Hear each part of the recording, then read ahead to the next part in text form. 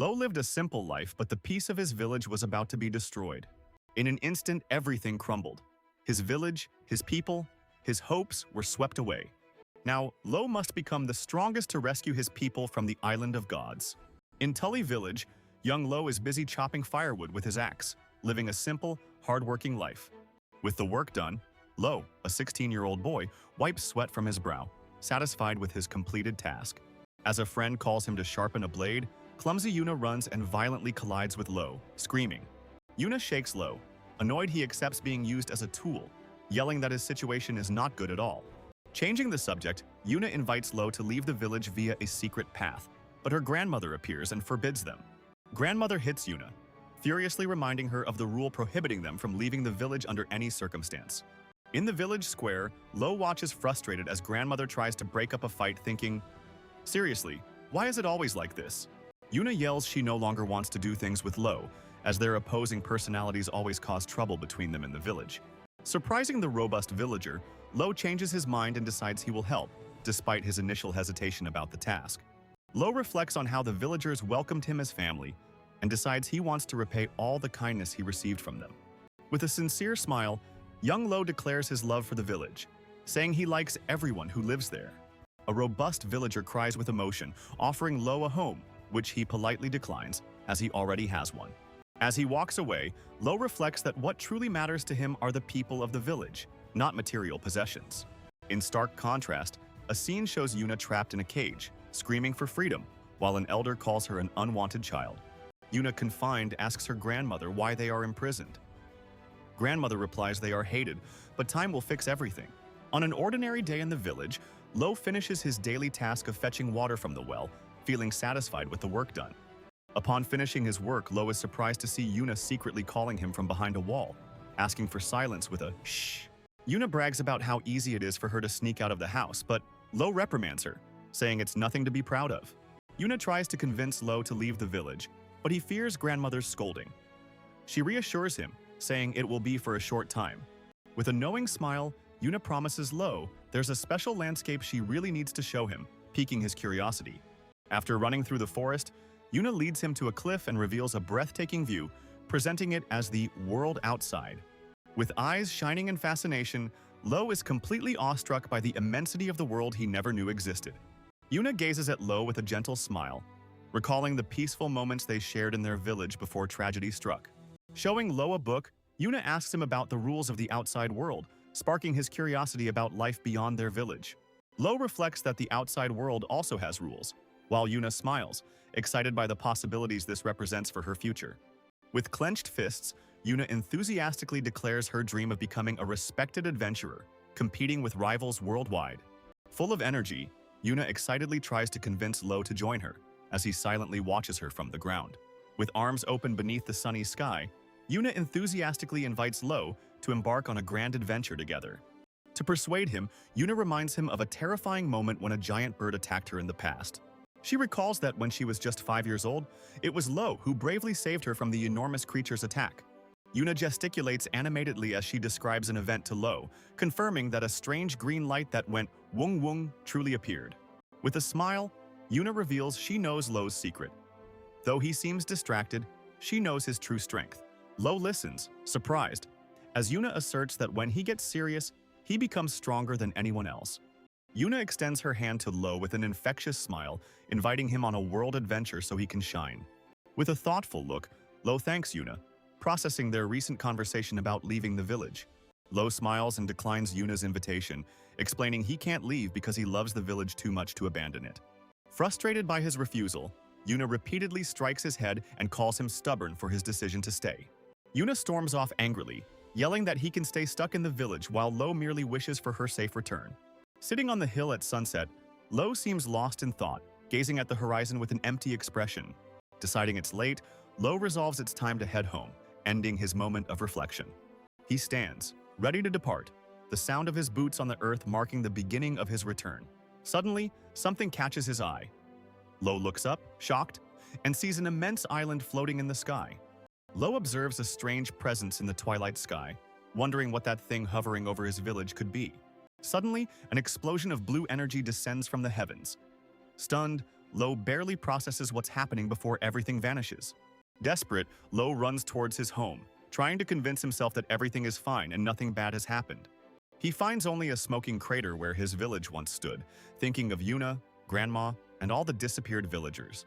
Lo stares at his village's destruction with wide eyes, barely able to whisper in shock and denial, "What is this?" In despair, Lo cries out for his grandmother, but only the memory of his family promising he's not alone echoes in his mind.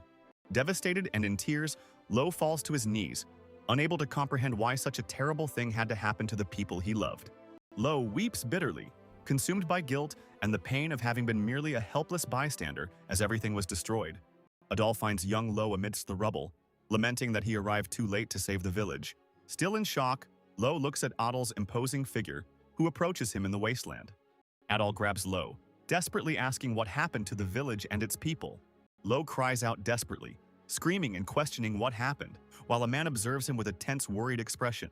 He confronts Lo, demanding the boy look at the situation. The entire village is gone, and he must forget everything that happened.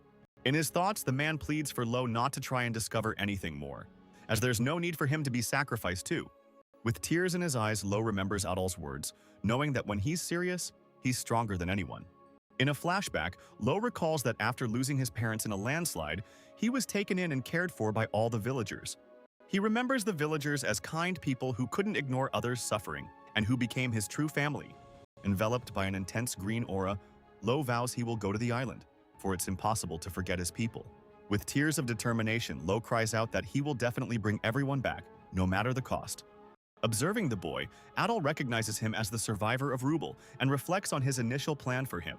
Lo prepares for combat, his green aura manifesting intensely as he firmly wields his sword. Adal observes the boy seriously and states his condition.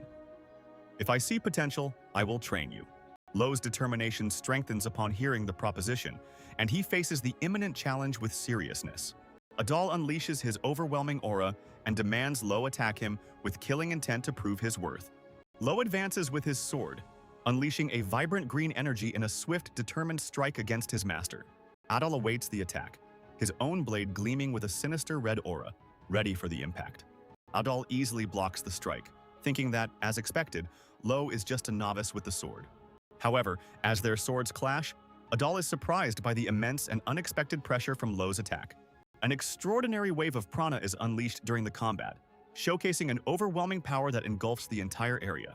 Adal observes Lo's energy and realizes the boy is special, recognizing that he possesses genuine and immense potential. Adal explains to Lo about the Ilha dos Deuses, a floating island he tried to prevent from appearing, but which escaped again. Lo questions if he could touch the island's light, but Adal warns him, stating it's only a theory and the consequences are unknown. When Lo asks what he should do, Adal explains that the direct approach is to enter the top 10 of the adventurer ranking. Adal describes adventurers as professionals who explore the unknown, asserting that the top-ranked are true monsters.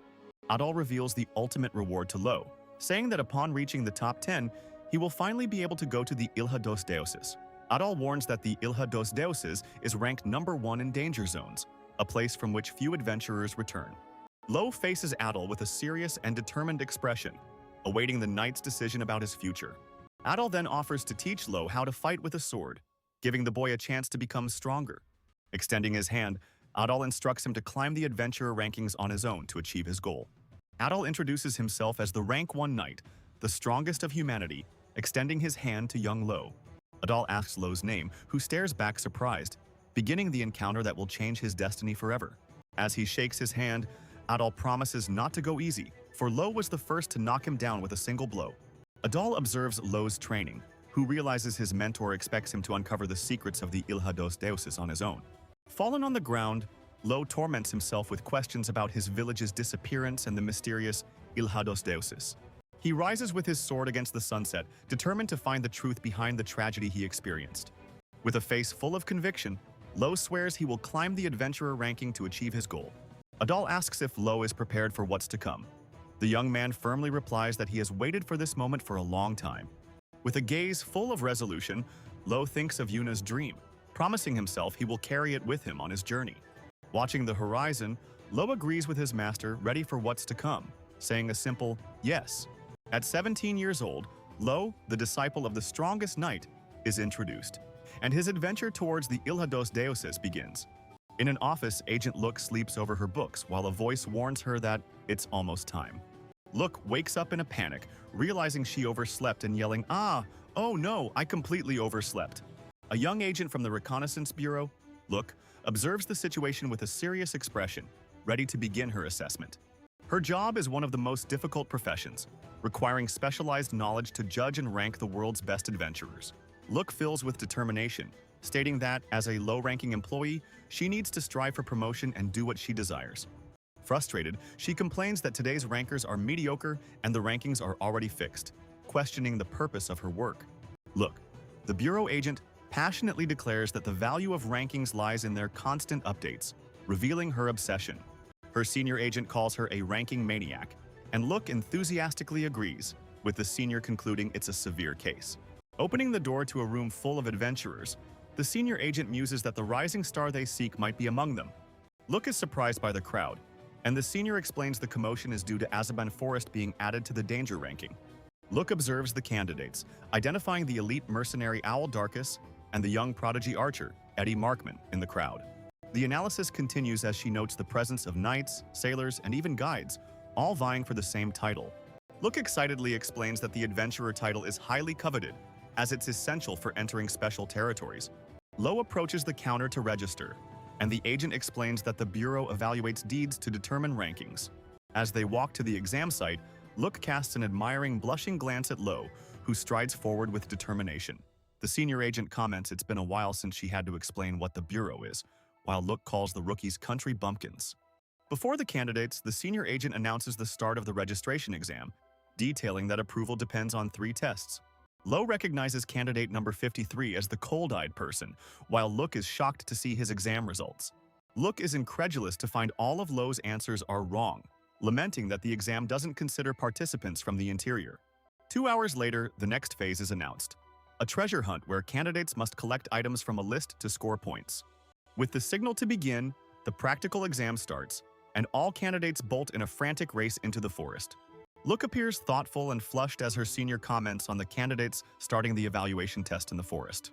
From above, the senior agent observes that the candidates are skilled and teases Look, asking if any of them caught her eye. Unexpectedly, the mercenary Owl Darkus returns first and approaches the table, confidently asking if he was the fastest. Darkus hands over a Rigel ore, receiving 120 points and setting a high score for the other competitors to beat. The senior agent suggests Owl Darkus aim for a higher ranking, but he states he doesn't care, as his main job is being a mercenary. The young archer Eddie Markman rushes to the registration desk, expressing his frustration at not being the first to finish. Eddie presents a flockbird feather for evaluation and is surprised to find it's worth an impressive 180 points in the test. Owl Darkus watches with disdain, thinking how Eddie could be so conceited over a mere bird feather. Eddie Markman defends himself, saying it's impossible to notice anything at 500 kilometers per hour, but Owl Darkus calls him a clown. As tension mounts, steady footsteps approach through the forest, announcing the arrival of a mysterious figure. Suddenly, Lo emerges riding a giant bear, leaving the group of adventurers utterly astonished by his appearance. The bear abruptly stops and lets out a terrifying roar, bearing its fangs directly at the shocked group. Lo presents the entire carcass of his hunt, asking if he can submit it as is since he doesn't know how to dismember the animal. The other candidates watch in shock, questioning how a single young man managed to hunt a red grizzly bear alone, a notoriously dangerous beast. Agent Look informs Lo that despite his impressive display of strength, his written exam results were completely disastrous. Shocked, the sturdy villager admits the strike was so swift he cannot claim to have actually seen it happen. In an instant, just as he prepared his sword, Lo delivers a swift cut that defeats the enormous red grizzly bear before him. A staff member explains that the final exam will be a simulated battle, as power is essential to overcome threats like bandits and pirates. Immediately, a muscular candidate approaches Owl Darkus, placing a hand on his shoulder and challenging him to a fight. The man provokes Owl, calling mercenaries braggarts and raging that someone who only picked up a stone in the exam is of the 3rd class. Without hesitation, Owl Darkus attacks, vowing to crush him, and knocks down the provocateur with a single, swift strike of his sword. The announcer calls out the next participants, Owl Darkus and Eddie Markman, who introduce themselves as duo numbers 27 and 41. Lo is revealed as the opponent, number 53, who will face the team of Owl and Eddie alone. Eddie Markman bristles at the challenge, stating it's been a long time since he was underestimated, as Owl Darkus glares at him. In the audience, Look watches Lo with enthusiasm, thinking that if her eyes don't deceive her, that man is a monster. In the arena, Look and her senior agent observe the candidates. The young agent is excited, while her superior seems concerned about the competition's level.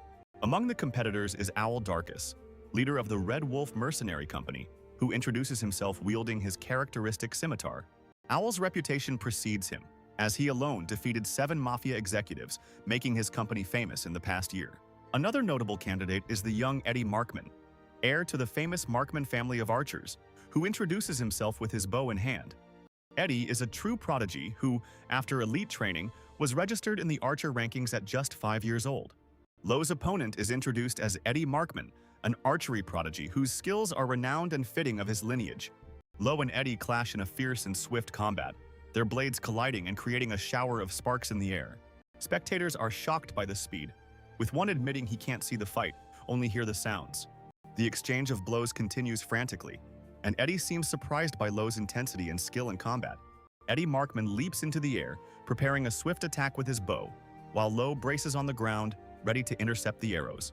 With impressive agility, Lo uses his sword to deflect the barrage of arrows, parrying each projectile with precision. Stray arrows narrowly miss other candidates who flinch and recoil from the intensity of the elite combat. Lo dominates Eddie and Owl Darkus, who stare in surprise, realizing the immense power gap between them. Owl Darkus observes his opponent, identifying him not as a mere swordsman but as a high-ranking knight. Lo glares at the two and asks if they are also affiliated with other rankings, hinting at how seriously he'll take the fight. Lo's sudden and intimidating presence shocks spectators, who are astonished by the immense amount of prana visible to the naked eye. Eddie Markman prepares his bow, realizing Lo's strength, enveloped in his aura, far exceeds his profession as a swordsman. Eddie Markman aims his bow, confident in his precision, declaring he's 78th in the elite archer ranking. However, Lo deflects the arrow with a swift sword movement, shocking everyone with his unexpected speed and skill. With Eddie defeated on the ground, Lo faces Owl Darkus, his aura of power shining intensely around him. Owl Darkus reacts with disbelief, bewildered by the young adventurer's sudden, overwhelming display of strength. Lo stares down his opponent, Owl Darkus, his sword glowing with a green aura. The tension is palpable before combat begins. With impressive speed, Lo advances and bypasses Owl Darkus, who barely reacts to the surprise attack. Before delivering the final blow, Lo stops his sword at Owl's neck, who desperately screams, "Wait!" Completely outmatched, Owl Darkus throws his sword to the ground and raises his hands, announcing his surrender to Lo. Owl Darkus braces himself, telling himself he needs to work, and that passing out like his partner would be a problem.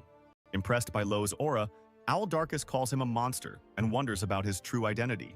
The crowd is stunned, commenting that Lo single-handedly defeated 2 3-digit ranked adventurers. Observing the scene, Agent Look, face flushed, suddenly shouts for it to stop immediately. Look analyzes Lo's profile and, noting his lack of record, deduces he must be from a very remote place. Seeing he has no criminal record, Look celebrates finding a jackpot, a talent hidden all this time.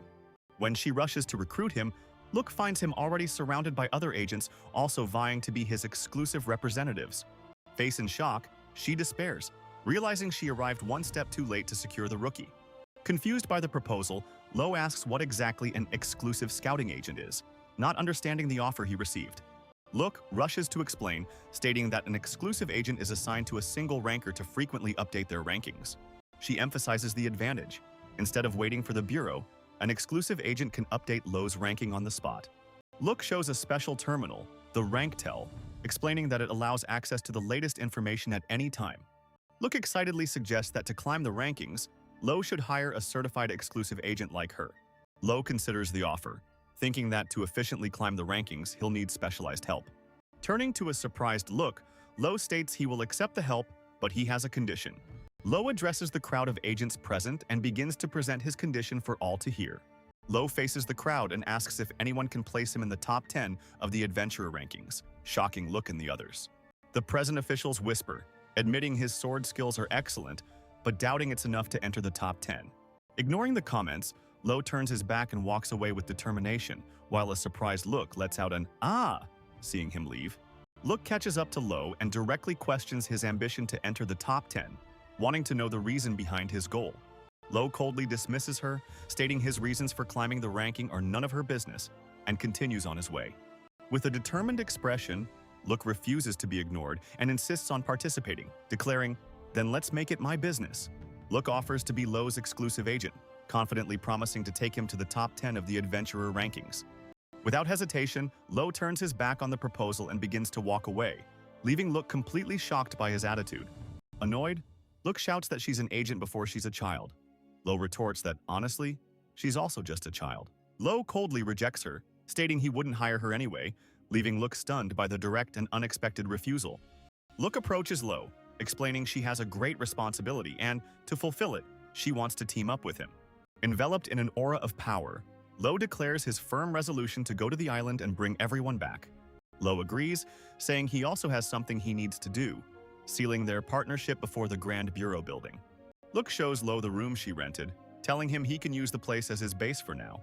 Lo thanks Look, calling her capable, and she jumps onto the bed, excitedly replying that it was nothing.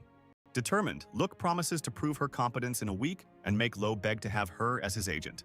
Faced with Lo's calm expression, Look shouts at him not to act as if the problem isn't his.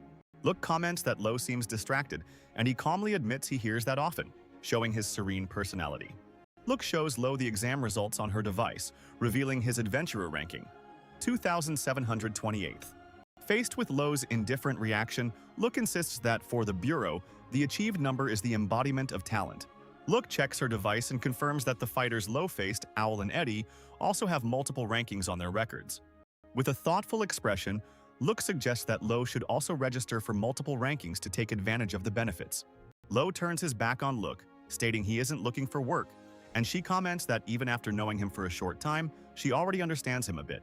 With an excited cry, Look declares that her ultimate goal is to go to the Ilha dos Deuses, leaving Lo surprised. Lo asks how she knew, and Look explains that this is the special privilege granted only to the top 10 adventurers. Look proposes they be fair with each other, but Lo refuses, stating his situation is too complicated to explain. With a serious look, Look reveals that what she truly pursues is the darkness of the rankings. When Lo questions her about what she said, Look looks away and dismisses it, saying it was nothing. Lo reveals that a year ago he became a disciple of the Knight Adol, making Look react with utter disbelief. Shocked, Look grabs him and asks if he means Adol, the #1 knight and the strongest in humanity. Look shows Adol's profile, explaining that he is famous for never teaching swordsmanship to anyone and would be #1 in rejecting disciples. While Look extols Adol as a legendary hero, Lo casually mentions he cut Adol's sword, which she deems impossible. Disbelieving Lo's attitude, Look calls him strange and decides to recheck the data on her device, surprised by the revelation. While walking with Adol, Lo appears confused by the concept of a surname, imagining it to be a cultural difference. Adol instructs him firmly, stating that to reach the Ilha dos Deuses, he must call himself Lo Tully. Lo assesses the situation, aware of the high risk, but also the chance to obtain important clues more quickly. At another moment, Agent Look reacts with surprise, realizing that Lo's name is not a mere pseudonym. Lo seriously reveals that Tully is not his name, but rather the name of his precious family, which he carries with pride. In the room, Lo suggests they rest. Look agrees, saying her agent duties are over for today. Look decides that since her duties are over, it's time to take off her hat to be more comfortable. Upon seeing Look without her hat, Lo is completely surprised by her appearance, reacting with astonishment. Look explodes in anger, asking if Lo only noticed now, while he, confused, can only apologize for the situation. Still irritated, she questions if a simple apology is all Lo has to say about the matter. The next morning, Look's expression changes as she reads a news article in the living room. Look greets Lo, surprised by his early rising, and his reply about getting water piques her curiosity. Look puts on her hat and winks confidently, declaring it's time for a strategy meeting to break into the top 10 adventurers. Lo listens intently while eating, learning that quests are perfect for beginners, offering rewards and experience. Look shows a device, explaining that with her help, Lo can accept quests much more simply and directly. She then offers to be Lo's exclusive agent, granting him full free access to the quest system. Look bangs on the table, insisting the quest is impossible, but Lo calmly retorts, "I need to try to know." Lo ignores Look's warnings, reaffirming his interest and confirming the quest is set on the perilous Ilha dos Deuses. With a firm gaze, Lo declares he cannot retreat, as Look realizes he's more stubborn than she imagined. Their discussion is interrupted when Loud-san, a bureau employee, approaches their table with a smile. Look turns to Lo, excited to introduce the newcomer, while Lo observes with a confused expression. She explains Loud-san is a formidable individual, ranked the 11th best adventurer. Shockingly, Look points at the man and shouts, imploring Lo to defeat him. Noting Lo's hesitation, Loud-san reassures him there's no need for formalities between adventurers. Loud-san praises Look's passion, stating her conviction for accurate rankings is unmatched by other agents. Moved by the request, Loud-san decides to help Look, who becomes visibly embarrassed by his supportive gesture. Suddenly, Loud-san wields his spear, ready to use his strength to put a stubborn adventurer in their place. Look stares at Lo and shouts his name, challenging him to an unexpected fight that leaves him utterly surprised. She insists it's a good opportunity, stating he needs to learn how vast the world truly is. In response to the challenge, Lo unsheathes his sword with a green glow, showcasing his determination for combat. Loud-san attacks, but is shocked to recognize Lo's swordsmanship, questioning if he belongs to the Child Knights.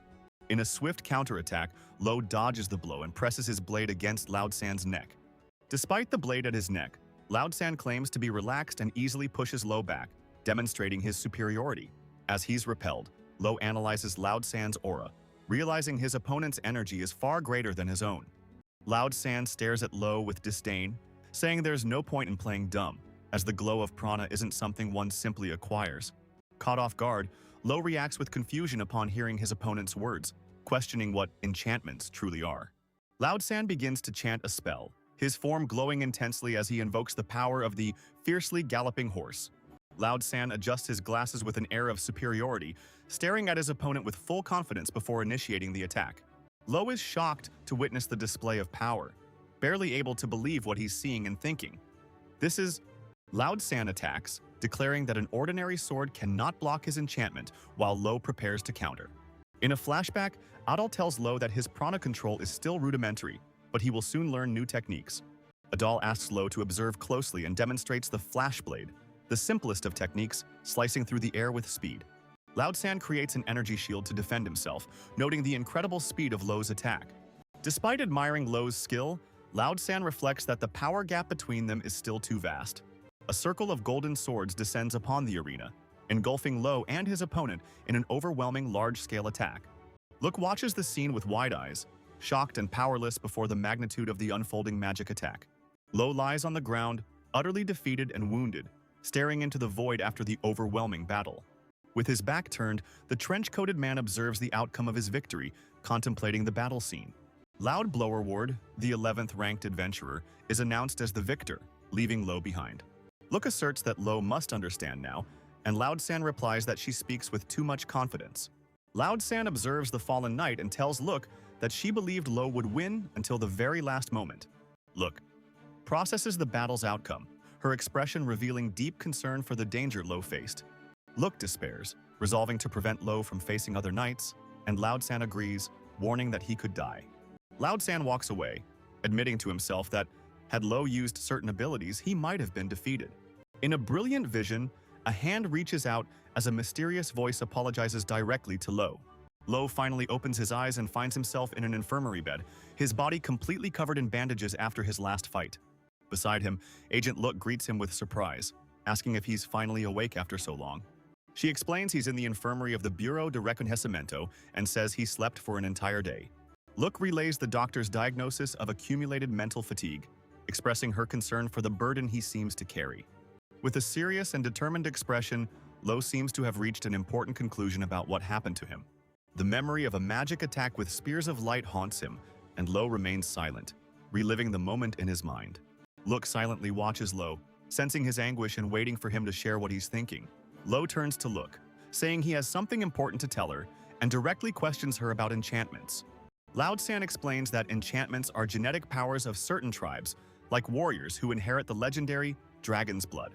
Upon hearing he might also possess these powers, Lo delves into thought, searching for an answer in his past. A memory of a woman singing a soft melody surfaces in his mind, a potential key to his hidden power. As Lo, still recovering, thoughtfully agrees to the new strategy, Look brightens and celebrates with a shout of, "Right!" Look, excited, declares that enchantments are a great asset, convinced Lo can become one of the best rankers. Look explains the mission: to investigate a forest where adventurers have mysteriously disappeared one after another, leaving no trace.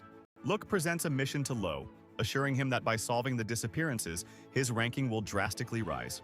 Lo questions Look, wanting to confirm if she nominated him for the mission because she truly believes in his ability. With a radiant smile, Look confirms her complete trust in Lo's ability to complete the task. Look explains the rules regarding protected animals in the forest, and Lo immediately asks about the consequences of disobeying them. Look explains to Lo that an adventurer's reputation and ranking are their credibility, and he understands its importance. With the mission accepted, Look gets excited and proposes they give their best together, and Lo agrees to the partnership. In a dark place, a man is strangled by a mysterious figure who claims one cannot unsee what has already been seen. Dalkin Iris defeats an opponent, stating that the Bureau doesn't care about the death of low-ranking adventurers like him. Observing a caged Unihocarus, Dalkin reflects that it's foolish to try to honestly raise one's ranking, seeking other means. Rosso Cruel, the 7th-ranked smuggler, introduces himself, declaring that force alone doesn't raise one's ranking and that he helps with such injustices. Upon arriving at a guarded gate, Lo approaches a guard and hands over his adventurer ID for verification. The guard reads the ID, noting Lo's 2,728 ranking, and grants him and Look permission to enter. As they approach a gate, Lo asks about the adventurer ranking, and Look reveals there are about 30,000 participants. Look explains the high quality of the ranking, where a 4-digit adventurer is equivalent to a 3-digit one from other classifications. Lo processes the information with a serious expression, realizing that the level of demand to stand out is extremely high. Entering a vibrant forest, Look enthusiastically declares, "Let the adventure begin," while Lo follows closely. Lo and Look enter the Azaban Forest, a place officially classified as the continent's 48th most dangerous zone. As they walk, Look notices Lo's serious expression and asks what's wrong, but he merely observes their surroundings in silence. Lo states that this is no ordinary forest, and Look commends him for sensing a danger only experienced adventurers can perceive. Look is visibly surprised, realizing Lo's intuition for danger is far sharper than she had imagined. Lo plunges into the monster horde, cutting them down with his sword, which glows with swift, green energy. Without hesitation, he confronts a giant flying creature and other crawling monsters, moving with impressive agility. Lo unleashes a powerful energy wave, annihilating multiple enemies at once with a devastating attack. After defeating a monster, Look asks if the technique used was taught by Adol, and Lo confirms it was. Lo reflects that there are still many techniques he cannot use, but believes he will soon be able to execute the second form. Suddenly, an immense Bradorg, a high-level danger monster, appears before Lo, who stares it down. With a fierce roar, the Bradorg bares its fangs in a menacing close-up, ready for combat. Lo decides to test his new ability against the giant orc, concentrating intense green energy in his hand and sword. With a determined gaze, he invokes his technique, Lotus Flower, preparing to deliver a powerful blow against the monster. Lo charges at high speed, unleashing an X-shaped slash that explodes in a flash of green light upon hitting the enemy. The attack leaves a glowing mark on the orc's chest, which stands still as the ability's energy slowly dissipates. A giant monster attacks, and Lo throws Look to the ground. He mutters that his plan was a failure while she screams in confusion. Lo admits he thought his strategy would work, but Look, in a panic, reminds him he should be protecting her life. As they run, Look perceives the danger and shouts to Lo, warning that they are heading straight for a cliff's edge. Lo grabs Agent Look by surprise, preparing to leap from a dangerous height without any prior warning. After the long fall, they land softly in a field of blue flowers that magically cushions the impact. Carrying Look, Lo moves swiftly through the forest, leaping between trees with impressive agility. As soon as he sets her down, a spirit emerges, making Look scream in terror at the ghostly apparition. Look questions what kind of training Lo had, and he replies that Adol's methods simply became a habit for him. As they walk, Lo pauses for a moment, seeming to sense the unique atmosphere and energy of the place before them. They arrive at a magical clearing, and Look, excited, confirms they were lucky to find the research target. Look approaches Lo, who appears distracted by the unfamiliar landscape, and calls out, pulling him back to reality. Lo observes the unseen plants and animals, realizing this is a true adventure just as he and Look had dreamed. With a serious and determined gaze, Lo faces what lies ahead, showing his resolve to confront the journey's challenges. In the forest, Lo and Look encounter a giant, mysterious creature, observing it from a safe distance. Look shouts, "Wait!" trying to stop Lo from impulsively approaching the beast they've found. As they draw closer, Lo realizes the magical beast isn't hostile, observing it with curiosity and surprise. Lo questions if they should fight the creature, but look, consulting her device, firmly dismisses the idea of a confrontation. She identifies the creature as a royal horn, a rare rank 4 beast on the verge of extinction. As she approaches, Look notices the animal has a wounded leg, shifting her stance from caution to compassion. While Luvia and her wolf companion rest, the forest's calm conceals the power Lo is about to unleash. Alone in the darkness, Lo channels an intense green aura into his sword, preparing for a powerful attack.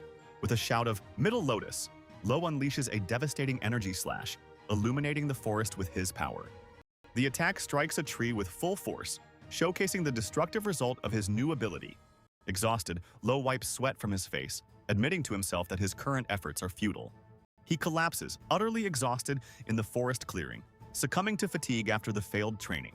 Recalling his utter powerlessness against formidable enemies, Lo vows he must become much stronger. A memory of Luvia interrupts him, reminding him that Loud Sun said he also possessed an art.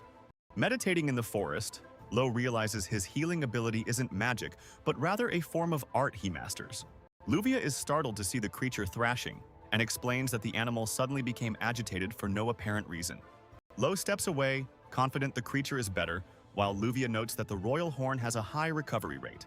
Luvia is confused, thinking that as a cub, the creature should be docile with people and not act aggressively. Lo analyzes the creature and concludes its injury was man-made, which explains its distrustful demeanor. His companion shows the creature's horn, asking Lo to observe it closely to understand the situation. Suddenly, the wolf attacks the girl, but Lo reacts in time, blocking the beast's claws with his sword. Unexpectedly, the wolf flees into the forest, and the girl screams in frustration, "What? No!" as she watches it escape. Look insists they must pursue the creature, arguing that the hunt itself is the research, as its presence in the forest was unknown. Lo quickly prepares for the chase, adjusting his gear and informing Look that he will go ahead to track the creature. As he departs, Lo warns Look to be careful, as he suspects there might be illegal hunters operating in the same forest. As Lo moves away, Look questions him on how she should proceed if she encountered one of the hunters he mentioned. Lo asks Look if his ranking will rise upon defeating his opponents, showing his determination for the challenge. Understanding the rules, Lo dashes through the forest, sensing the swift approach of a threat he can barely perceive. With a grunt of effort, Lo leaps backward at the last second, narrowly dodging an arrow that embeds itself in the ground. Barely recovering from the ranged attack, Lo faces an opponent emerging from the shadows with their sword drawn. Lo and his partner attack together, warning that they are in a foul mood and ready for a fight. Owl Darkus recoils, shocked by the unusual color of his opponent's prana, questioning its origin. As Lo wonders who they were, Eddie and Owl Darkus recognize each other from a distance, shouting to one another. Adal approaches the guild counter to accept a quest, while the receptionist asks about the desired ranking. Suddenly, the young archer Eddie Markman arrives beside him, announcing he is also there to pick up a quest. Adal and Eddie stare at each other, surprised by the coincidence, realizing they might be competing for the same job. Owl Darkus and Eddie Markman meet in tense silence, clearly pondering their recent defeat and what to say next. Eddie asks about the swordsman who defeated them, and Darkus reveals he found no information, finding it strange that he wasn't in any ranking. The young archer Eddie Markman is shocked, wondering how he could have lost so unilaterally to an unranked novice. Meanwhile, Owl Darkus, the mercenary leader, silently reflects on recent events with a serious and thoughtful expression. Back at their base, Owl Darkus is greeted by his men, who warmly congratulate him with a "Good job, Captain." The crew celebrates animatedly, shouting, "That's our captain!" happy that they can now accept a wider range of missions. While relaxing, a blonde mercenary assumes their captain went hard on the other candidates in the test. The other mercenaries laugh, stating that holding back was the hardest part and that someone of their rank would never lose to a novice. As the mercenaries chat, Lo suddenly appears at the broken doorway, interrupting the conversation and surprising everyone with his presence. Owl Darkus recalls Lo, furious that his rival hadn't even looked at him during their encounter. With eyes blazing in fury, he realizes he was treated merely as a stepping stone in Lo's journey.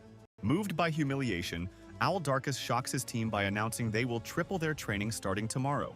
A companion questions the decision, asking about their plans to accept missions they previously couldn't. Owl Darkus acknowledges the world is vast and, with a determined gaze, decides he will start training seriously again. Beside Eddie, Owl admits his ego was wounded, and the young archer agrees they can no longer ignore the adventurer rankings. Eddie confidently states that climbing 4,000 positions will be easy, while Owl realizes they now share the same goal. As they walk, Eddie suggests the Azaban forest, and Owl agrees that a dangerous place is ideal for climbing the ranks. In the forest, Owl Darkus and Eddie Markman observe the situation with serious expressions, sensing the tension before the imminent confrontation. Suddenly, a powerful aura emanates from Lo, causing his companions to react with astonishment to his overwhelming energy. Lo decides there's no time for talk, gripping his sword with an expression of pure determination to act. With a burst of speed, Lo charges forward alone, leaving his allies behind to face the threat head-on. Eddie says hunters were chasing an animal, and Lo challenges him, asking if he wants to protect it as they run side by side. Lo agrees to the challenge but notes to himself that Eddie is surprisingly fast, keeping pace during the forest pursuit. As they run, Lo gives Eddie a tip, telling him he should use the forest's uneven terrain to gain an advantage in the race. Lo looks back and sees he left Eddie behind, beginning to be impressed by the result of his own running technique. While fleeing a giant monster, Eddie asks if the creature took the item, and Lo prepares for the imminent confrontation. Lo tries to approach, but the monster's tentacles impede him. He realizes he'll need a long-range attack to wound it. Lo quickly coordinates the attack, asking for an opening and instructing Eddie to aim directly for the creature's eyes to create a gap. The plan works, and an arrow hits the monster's eye dead-on, making it roar in pain from Eddie's precise strike. A companion shouts for Lo to aim for the creature's legs. The hero charges with his sword, focusing on the target to deliver a precise blow. After Lo's attack, the monster roars in pain. An ally instructs him to quickly grab the royal horn and retreat from the area. While one adventurer holds the royal horn, another dives to the ground in a desperate move to escape the imminent danger. After the battle, Lo stands amidst the destruction, holding a small creature he rescued. Meanwhile, Owl Darkus and Eddie Markman argue, with Owl getting annoyed at being called a subordinate. Lo watches the duo walk away, silently reflecting on their dynamic and teamwork. Looking at the defeated monster, Lo realizes his sword skills alone aren't enough to win. Holding a small creature, Lo reflects that to progress, he needs to master more than just sword combat. Look rushes in and finds the group, yelling for Lo and wondering, confused, what on earth is happening? From afar, the situation is explained. It was just a misunderstanding with alleged illegal hunters, quickly resolved. After hearing the explanation of the misunderstanding, Look observes the scene with a curious gaze, processing all the information. Look watches Owl Darkus threaten to lower Eddie's rank, who reacts with surprise at the direct intimidation. Look warns the adventurer group, promising to act for real next time, making Owl Darkus nervously agree. Seizing a moment, Owl Darkus approaches and whispers a particular strategy to Lo, away from the other's ears. While Darkus explains to Lo how it's easier to climb the ranks, Look thinks this also means constant vigilance. Eddie Markman confronts Lo, warning that he's being used for his agent, Look's purposes. He asks if Lo knows why evaluators want an exclusive ranker, stating it's the only way for them to progress. As Look walks away, Eddie warns Lo to be careful, as she's only using him as a stepping stone to advance. Lo reflects on the idea of advancing, recalling Look's determination to do what was necessary. Look observes the creature from a distance, thinking to herself that it doesn't seem like the type to cause trouble. Lo and the others watch. Look befriend the creature, commenting that they became friends quickly. Owl Darkus complains the creature isn't cute, and Look retorts that it only reacted to his scary appearance. Look carries the creature away, while Lo agrees its behavior was due to Owl's scary aura. Lo silently approaches. Look from behind, who turns surprised, noticing his sudden presence in the forest. With a panicked expression, Look realizes the creature they found had never been registered in Azavan Forest. Lo watches. Look prepare to draw, and instructs her to register the new beast's existence with the Bureau. While resting, Lo is approached by Owl Darkus, who asks about his group's plans, noting a similarity to his own. Lo takes Look's device, who praises the speed of his unique sword skill, demonstrated in the recent mission. The device screen reveals Lo's new ranking, showing he impressively jumped from rank 58 to 26. Look explains that the ranking is a combination of all others and asks if Lo is happy, but he seems hesitant. Surprised, Lo finally understands Look's competence and asks if she's always so amazing at her job. With a confident smile, Look is amused by Lo's reaction. Satisfied he recognized her skills. As two adventurers walk away, Lo and Look debate Lo's achieved rank and whether to reveal it. Look steps forward to display Lo's ranking, astonishing and irritating the others at how many ranks he'd ascended. Confronted about his abilities, Lo frankly admits to the group that he's skilled at nothing but swordsmanship. Owl Darkus reflects on his leadership experience, stating he must value his subordinates' lives and that formations are crucial in battle. Owl questions Lo's interest in his tactics, remarking that his sword skill is already sufficient, negating the need for advice. With a determined gaze, Lo insists he needs the knowledge and directly asks Owl to teach him his combat strategies. As Look feels overwhelmed, Dalkan Iris appears, stating he's found a new group to confront, not his acquaintances. The bearded hunter adjusts his monocle, satisfied, remarking that the victim's fresh organs will surely fetch good money on the market. Eddie points at Lo, explaining that proper training is needed for combat to utilize all 5 senses. Owl Darkus looks confused, and Eddie comments that for a mercenary, getting used to the smell of blood can be difficult. Lo reveals he's using a low level of prana, explaining why they can't easily sense his presence in the forest.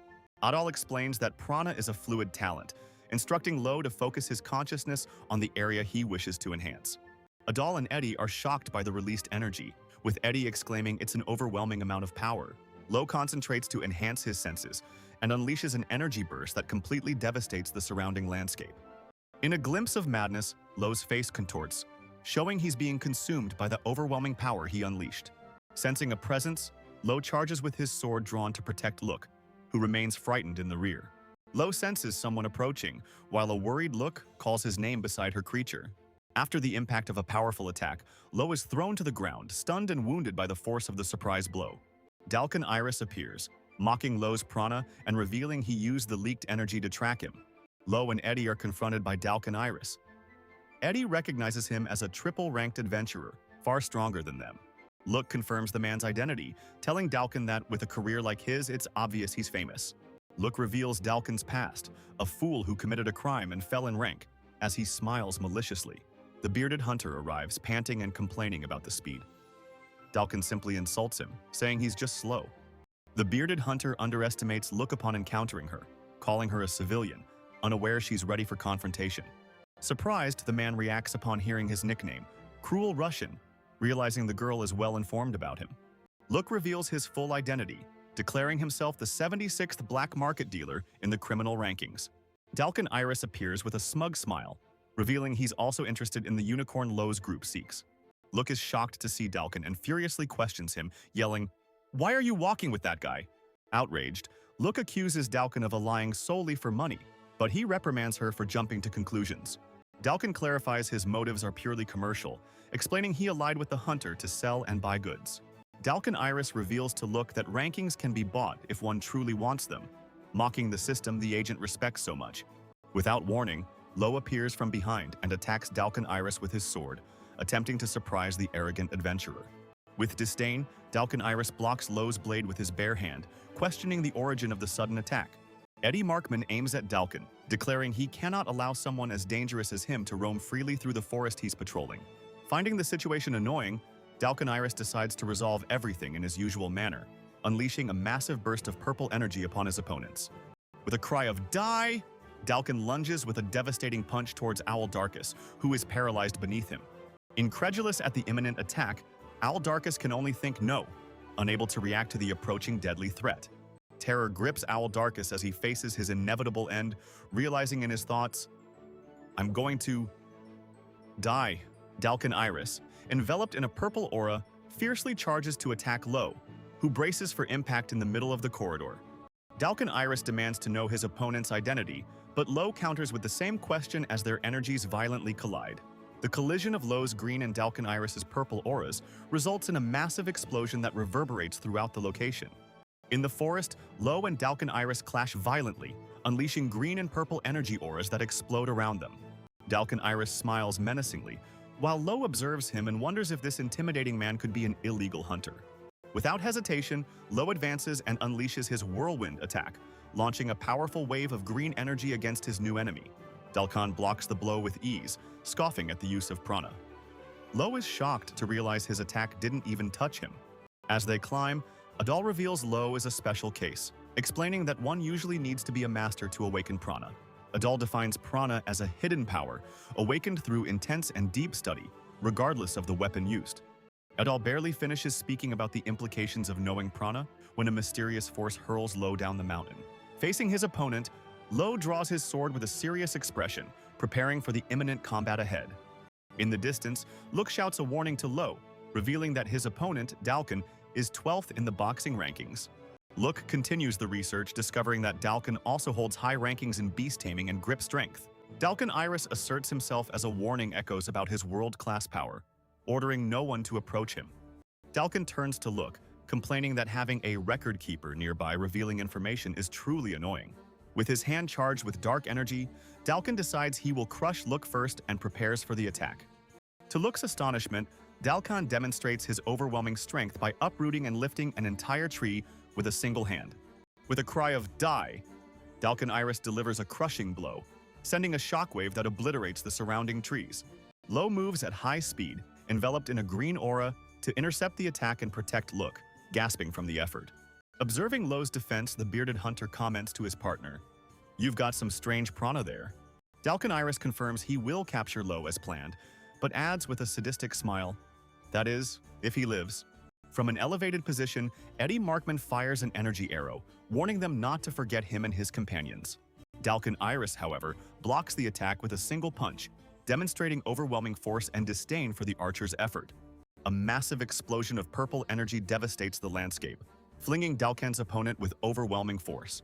With a furious gaze, Dalkin Iris stares at the result of his attack, his eyes gleaming with power. Eddie lands and reprimands him for the risky maneuver, questioning, "That was dangerous. What if you had died?" As they flee, Eddie Markman shouts to Lo that they have no way to defeat the enemy with brute force alone, confirming the retreat strategy. With a tense and sweating face, Eddie maintains full concentration on their escape, aware of the imminent danger pursuing them in the forest. Lo recalls Dalkin Iris's power, questioning why a second-ranked adventurer would be in a place like that. Lo's run is interrupted when his wolf companion suddenly appears beside him, snarling and startling him mid-escape. Lo approaches a white wolf that snarls at him, apologizing as he tries to calm the animal. With a serious look, Lo turns to his companions, stating that it seems they still have work to do. Recalling the villain Russo Cruel, Look tells Lo with determination that they need to capture him. Lo repeats the new target's name, Russo Cruel, accepting the mission with a serious and focused expression. Look confirms the target is the bearded hunter, leaving Lo intrigued by the agent's sudden interest in him. When Lo asks why they need to watch him, Look replies it's for a personal goal, but Lo suggests they decide the next step together. Owl Darkus interrupts, stating that their mission is to patrol the forest, and therefore, they will continue monitoring both targets. Look argues they stand no chance, but Owl Darkus agrees, explaining the plan is merely to observe for now. Owl Darkus boasts about his adventurer rank, while Look and Eddie Markman weigh the implications of their risky plan.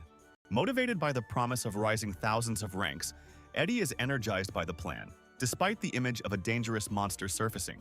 Lo approaches and questions them directly about their plans, leaving Look surprised and without an immediate answer regarding their intentions. Lo firmly declares they must take the royal horn to a safe place, away from the imminent danger they face. The group agrees, as Dalkin is after the pup, and keeping it nearby increases the risk of a fatal ambush. Concerned, Lo looks at the royal horn and states he doesn't want the pup further involved in their conflicts. Look pets the royal horn, commenting that it must have been very scared by their presence and pursuit. Observing an imposing tree in the distance, Owl Darkus turns to the group and announces they'll have to separate for now. He points to the tree, instructing them to meet there after taking the royal horn to a safe location, ensuring a regrouping point. Questioned why, Owl Darkus explains it's a security measure, as they might end up needing each other's help. Owl Darkus warns them not to delay, but Eddie reassures him, telling them to go ahead and he'll find them wherever they are. Adal observes Lo from afar, recalling having refused his request to teach strategy, stating it cannot simply be learned. With his sword broken, Lo asks to borrow a dagger, considering it payment for the lessons he received during the hunt. Look, relieved, pets the creature and tells Lo that the priority now is to get the royal horn to safety. Staring seriously at Lo, Look asks if he understands what she means, and he, slightly surprised, confirms he does. Lo stares at Look, asking if she's sure of her decision. With a firm gaze, she confirms, showing her full conviction in the mission. Lo expresses his full trust in Owl and Eddie, admitting they might be more capable than him. Look agrees, acknowledging their skills. Lo questions Look's proposal, asking how they'd find the creature's home. She, in turn, pets the wolf, confident in the plan. Look gently caresses the horned wolf and, treating it sweetly, asks where it wants to go. The wolf darts ahead, and Lo tells Look to trust its instinct as royal horns are clever. Look is surprised by the creature's sudden confidence, recalling it was terrified moments before. Spotting a new creature, Look throws a notebook to Lo, shouting for him to record the discovery immediately. Says shows a monkey drawing, asking Lo if it's correct for the task they're performing together in the forest. As Says hunts, Lo points to another target and tells her not to worry about responding every time he alerts her. Alone in the forest at night, Lo practices his skills, emanating an intense aura of green energy around him. Look suddenly appears and calls his name. Lo turns to greet her, interrupting his training. Look asks if she interrupted him, but Lo explains he was just reviewing what Eddie taught him. Playfully, Look winks and shows Lo a drawing, saying she was checking the report he wrote. Look reminds Lo that he said he wanted to catch Russo for his goal, leaving him surprised by her recollection. Intrigued, Lo questions her, asking if this goal is the thing she said she absolutely needed to do. While fiddling with her notepad, Look confirms with a simple yes, looking determined. Lo surprises Look by offering to help, making her look at him in astonishment. With a serious gaze, Lo confirms he perfectly understands her feelings, showing his empathy and focus. Look reacts in shock, questioning how he can treat such a serious matter as if it were nothing. As they walk through the forest, Look asks if that's why he trains late, and Lo simply confirms. Upon the confirmation, Look falls silent, absorbing the seriousness of Lo's determination beside her. Luvia confronts Lo near the campfire, stating that he has no idea what her true goal is. With a determined look, Luvia declares that she will finally tell Lo what her true goal is. After the revelation about a worst ranking, Lo is surprised, while Luvia's gaze remains serious and convinced. The narration takes us to a flashback, showing young Luke holding hands with his close friend, a figure still in silhouette.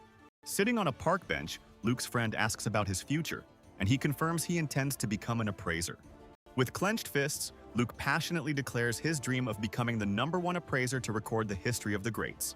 Lying on the bench, Luke confides in Miriella that she is the only one who believes in him, as everyone else doubts his potential. Luke's friend smiles and comments that school might be too small a place for someone like Luke. Luke, with a surprised expression, tells her friend that her family was invited to a cruise. When her friend mentions the name The Bond, Luke reacts in shock, shouting, "The Bond Solutions?" Excited, Luke asks if it's the newly built super luxury cruise, and her friend confirms the information. Miriella calmly explains her hesitation, revealing with closed eyes that she can't see anything and is therefore afraid to go. Determined, her friend insists she will only go if it's with Miriella, holding her hand firmly to show she won't abandon her.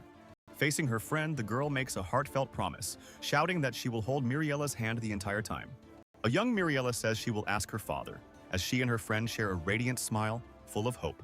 In her memories, the blue-haired girl fondly recalls that Miriella was her only precious friend at that time. Just 2 days later, tragedy strikes. The ship runs aground due to engine problems and begins to sink rapidly. The crew panics upon realizing that over half the lifeboats were destroyed, requiring multiple trips for evacuation. Under pressure, the captain orders his team to gather all passengers on deck to organize the emergency evacuation. A mysterious man intervenes, coldly declaring that he will be the one to decide the order of boarding the lifeboats. In secret, an officer decides he has no choice but to use a resource he kept hidden for the crisis. An immense crowd gathers in front of a large ship, awaiting an announcement that could decide their fates. An officer announces the first lifeboat's passenger list, instructing them to board immediately upon hearing their names.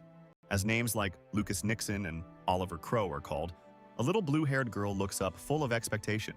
A boy is shocked to hear the first lifeboat's passenger list is complete, leaving him behind. He turns confused to his friend Miriella, who stares at him with unexpected calm, preparing for what's next. Miriella pushes him towards safety, telling him to go without her, as she bids farewell with a sad smile. Despite the boy's desperate protest, Miriella insists there's no time to argue, as survival is at stake. Look watches the lifeboat reach the shore but despairs upon realizing Mirella is not among the rescued survivors aboard. In shock, Look watches the departure for a third rescue trip, but his terrified gaze reveals the worst is yet to come. A girl falls to her knees, incredulous at the scene of destruction around her, thinking, "It can't be." Watching from afar, 2 officers feel relieved they didn't board, commenting that luck favored them. The ship sinks in flames, revealing that those with the worst ranking were left behind in the tragedy. With a grim face, the girl confronts the officers, demanding to know what they meant by the worst ranking. Look clenches his fist, realizing from the men's reaction that the matter is a secret no one should know. With an intimidating gaze, Look demands an explanation and threatens to spread rumors of the worst ranking all along the coast. Pressured by Look's threat, one of the men clicks his tongue and reluctantly agrees to speak about the secret matter. Look explains to Lo that the worst ranking lists humans with the lowest social, physical, and mental abilities. Sitting by the campfire, Lo explains to Luvia that the adventurer ranking serves to quickly identify people. He reveals the system's dark purpose, to decide who will be discarded and sacrificed when things go wrong. Luvia is visibly shaken upon hearing the harsh reality behind the ranking system Lo described. Sitting near the campfire, Look asks Lo about the connection between the worst ranking list and the criminal Russo. Lo explains that by capturing Russo, he can obtain information about the rankings and get closer to his true target, Dalkin. Lo admits to having no clues about the mastermind, but deduces it must be a large organization due to the involvement of politicians and the wealthy. In a moment of rest, Lo and Look sit in silence around a campfire under the forest night sky. After hearing Lo's words about his journey, Look's expression fills with an emotion she cannot hide. Shrinking back, Look admits with a choked voice that if he continues to praise her, she won't be able to hold back her tears. Lo observes Look's emotional reaction, maintaining a calm and understanding gaze in the face of his companion's vulnerability. As he listens to Look's story, Lo stares into the campfire flames with a serious and focused look, absorbing her words. With her face hidden, Look sobs and admits she feels the same as him, connecting to his pain and loneliness. Look lifts her tear-streaked face, saying it's not fair for only her to cry, and demands that Lo also share his goal. Lo agrees to speak but decides he won't cry, thinking he will comfort her until she cries in his arms. After discovering the truth about Lo's past, Look breaks down in loud, uncontrollable sobs, completely overwhelmed by emotion. Lo finds her still crying, and she sobs, saying she didn't know how hard it had been for him and that her tears won't stop. As she wipes her face, Look finally understands the reason for Lo's haste, realizing the burden he carries. Lo looks directly at Look, stating that she was the one who taught him to recognize his own shortcomings and the need to improve. As Look listens in surprise, Lo asks her to point out everything he's failing at from now on. He extends his hand and formally asks Look to be his exclusive and certified guide, formalizing their partnership. Completely moved and surprised by the proposal, Look cannot hold back her tears at Lo's request for trust. Look extends her hand to Lo and promises he won't regret his decision. He accepts the agreement with a confident smile. As they walk through the forest, Look expresses her concern, hoping they can still find their way back home. Look explains that the targets, the royal horns, live in caves and are so resilient they rarely need to hunt to survive. Lo shouts not to lose the target, and along with Look, he runs at high speed to continue the pursuit. The chase leads them to a clearing, where they stop, agape, before an immense rock, and Look questions what it is. The view from above reveals the object's scale, and they wonder if it's just a giant stone in the middle of the forest. Look is paralyzed with shock upon encountering a giant creature, unable to believe what her eyes are seeing. She identifies the creature as a muse mimic, questioning how such a massive beast could exist in that location. Lo calmly approaches the already dead monster, telling Look that its presence finally explains everything they witnessed. Lo explains that the monster is known as a walking museum, as it travels through various places carrying different beasts within itself. Lo observes a white wolf and wonders if the royal horn was also inside the mimic, linking the item to the hunters. Look explains that the mimic releases beasts to attack hunters, but Lo deduces that this time it was counterattacked. The image of Dalkin Iris comes to Lo's mind, who identifies him as the probable culprit behind the attack on the forest guardian. Lo concludes that the mimic's death released all the beasts at once, which ended up disturbing the entire ecosystem. While Look wonders about the cause of the creature's wounds, Lo observes and deduces they were inflicted after its death. Nearby, a white wolf with a horn cries softly, appearing desolate and lost after the death of its companion. Lo approaches the wolf, saying he understands the feeling of loss, comparing it to having one's chest torn open. Observing the interaction, Look seems worried by Lo's deep empathy, whispering his name with apprehension. A colossal red ogre emerges in place of the previous monster, staring at Lo and Eddie with an overwhelming, intimidating presence. Eddie recognizes the creature, shouting, "It's the one I saw before," as Lo pulls him aside to dodge a powerful attack. Lo comes face to face with the imposing monster, which stares at him in silence, creating immense tension before the imminent combat. The ogre turns its face with disdain, its red eyes gleaming as it analyzes its opponents before deciding its next move. Look turns in shock and points, identifying the monstrous creature that devoured their mission's target. The white wolf fiercely attacks a red monster, which screams in despair as it is brutally subdued by the beast. Standing ready for battle, Lo faces the white wolf, which watches him back with a savage gaze. Lo draws his sword and tells everyone to stay back, confidently declaring he will take down the creature himself. Lo is questioned about the ability he has been failing to use, a problem that deeply worries him. Upon hearing that the difficulty lies in prana control, Eddie smiles and states that, in that case, the solution is simple. Eddie offers to teach his family's prana control method, assuring Lo will learn quickly. Immediately, Lo's eyes glow with intense green energy, showing his determination to master the technique. Amidst the forest, Lo questions how he can learn to control his prana, seeking guidance to master this new energy. Eddie begins the explanation, telling Lo to use his enhanced senses to look within himself as the first step. Confused by the concept, Lo questions what looking within himself means as Eddie gestures to explain. Eddie elaborates, saying it's like observing oneself from above, gaining an external perspective of one's own body to feel the energy.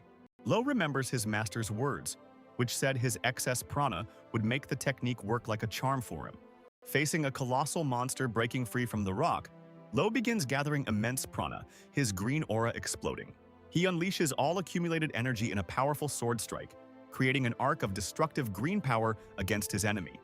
As his prana aura peaks, Lo declares with conviction, amidst the power, "This is me."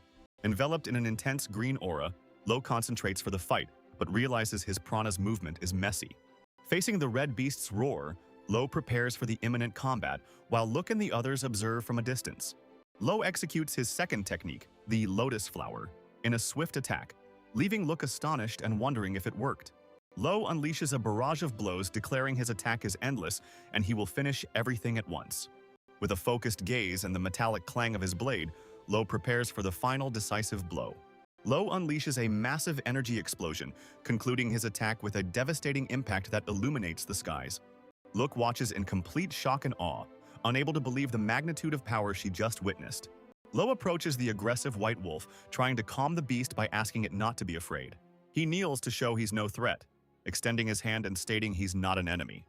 The hesitant wolf approaches and sniffs Lo's hand, assessing if it can trust the boy. As Look worries how to move Excalibur, she finds Dalkin Iris standing over a wounded white wolf, which lets out a whimper. Dalkin Iris approaches the downed wolf, holding her blades and lamenting not being able to make a clean cut with them. Dalkin asks the bearded hunter if damaging the body is okay, but the man says it will lower the price. From her hiding spot, Look overhears the hunter explain that the product can't look fake, as it will be ground into powder for buyers. Hidden in the forest, Eddie Markman and his companion observe the enemies, one of them expressing disgust at the scene they witness. Meanwhile, the bearded hunter confirms to Dalkin Iris that they've collected the goods and it's time to move to the next phase. With a sinister glint, the hunter announces he'll deal with the rats, spying on them, to Eddie's shock and dread. Immediately, Dalkin Iris launches a devastating attack, blasting the observer's hideout with overwhelming force. Dalkin Iris emerges, foiling Eddie's ambush by revealing he knew of the brat's presence from the start. With a sinister smile, Dalkin explains his tactic. He tracked them by monitoring all the magical beasts they hunted in the forest. Eddie is shocked by the enemy's cunning, realizing a high-ranking adventurer is much more than just brute force. Without wasting words, Lo charges into the attack, initiating a direct confrontation against the powerful adventurer Dalkin. Furious upon realizing the trick, Dalkin explodes in rage, screaming he will kill them, forcing the adventurers to flee desperately for their lives. As they run, Eddie tells Lo that bluffing won't work again and asks, worried, what the plan is to escape the pursuit. Owl Darkus prepares a leaf, telling Eddie they need to do everything possible to increase their chances of survival. He quickly sets a trap and fires a spear, creating a distraction to try and shake off their pursuer in the forest. Despite the attempt, Owl Darkus and Eddie stop abruptly, looking up as they realize they haven't escaped. Dalkin Iris confronts them, boasting about knowing the terrain and promising he will kill them with a single blow. Eddie Markman smiles, telling Owl Darkus that was his line, showing the rivalry between them. Enveloped in their auras, Owl Darkus and Eddie Markman prepare for battle, agreeing to advance together. Elsewhere, Lo turns abruptly, sensing a sudden presence or disturbance in the air. Lo stops and looks aside, wondering if the strange energy he felt was real or just his imagination. While walking with Look, Lo reflects on what to do with the royal horn creature, pondering his next steps in the forest. With a serious look, Lo states that Dalkin won't leave them alone and that the only way to leave the forest is to defeat him. Lo turns to Look and begins to explain his plan, presenting two distinct options to deal with the imminent threat. In the forest, Lo warns. Look about Dalkin's strength, explaining that even an elite agent like Loudsan would rush to help. With a determined look, Look has a sudden realization, finding a way to deal with the imminent situation they face. Look confidently points to Lo, stating there's another method to deal with Dalkin, and that it is, in fact, very simple. Suddenly, Dalkin appears enveloped in an aura of power, questioning what is happening as he prepares for combat. Dalkin is shocked to see the auras of Owl Darkus and Eddie Markman, questioning how they can also use prana. Facing Dalkin, Owl Darkus begins to explain that, to be precise, their situation is a bit different. He continues, revealing they couldn't use prana before, but have just awakened to this power. Dalkin understands they've awakened, but reflects that an awakening requires a trigger, questioning what caused it. Fortunately, they found someone extraordinary, Lo Tuli, a prana user who would change their perspectives forever. Lo's existence was more than enough to open the young genius Eddie Markman's eyes, awakening his competitive spirit. Meanwhile, Dalkin Iris and Owl Darkus clash in intense combat, exchanging powerful, swift blows in the forest. Amidst intense combat, Owl Darkus unleashes a powerful, direct blow, using all his energy against his opponent. Eddie's arrow rapidly approaches, and Dalkin Iris realizes in shock that the archer is aiming precisely where he intends to dodge. To shield himself from the imminent attack, Dalkin unleashes a burst of purple energy, creating a power barrier around him. The arrow is repelled by the protective aura, and Dalkin rises from the dust, irritated, but seemingly unharmed by the precision attack. Dalkin moves through the forest, but realizes that no matter where he goes, the archer Eddie has him in his sights. He recalls the fight, recognizing how Eddie and Owl Darkus's perfect coordination exploits his openings and pressures him. Dalkin decides to stop, telling Owl Darkus that fighting them and the demonic beasts isn't worth the effort. With his hand glowing with power, Dalkin warns them that no strategy can overcome the difference in strength between them. Owl Darkus and Eddie Markman charge Dalkin together, shouting not to be underestimated, as their opponent awaits them with a dark aura. Shrouded in purple energy, Dalkin Iris effortlessly blocks Owl Darkus's knife with his fist, demonstrating an impenetrable defense. Owl Darkus is utterly shocked, letting out a grunt of surprise as he realizes his attack was utterly ineffective against his opponent's strength. With a grip strength ranked 19th, Dalkin seizes Owl's wrist, shattering his defense and showcasing his overwhelming superiority. Dalkin Iris delivers a devastating kick, unleashing an overwhelming wave of purple energy against his opponent. Struck squarely, Owl Darkus screams in pain as he is brutally thrown backward by the force of the impact. Fallen to the ground and gravely wounded, Owl Darkus can barely whisper his last words before collapsing. Dalkin Iris glares at him with contempt, remarking that he barely clings to life and his organs are useless. Furious at the interruption, Dalkin Iris decides he will simply kill his opponent as a green energy attack surges towards him. A fallen man thanks for the arrow's message, explaining that thanks to it, he arrived in time to intervene in the fight. Still on the ground, the wounded man asks them to tell Eddie that help has arrived, as his intention is to defeat the enemy. Lo rises, enveloped in a powerful green aura, and faces Dalkin Iris, declaring he is there to defeat him.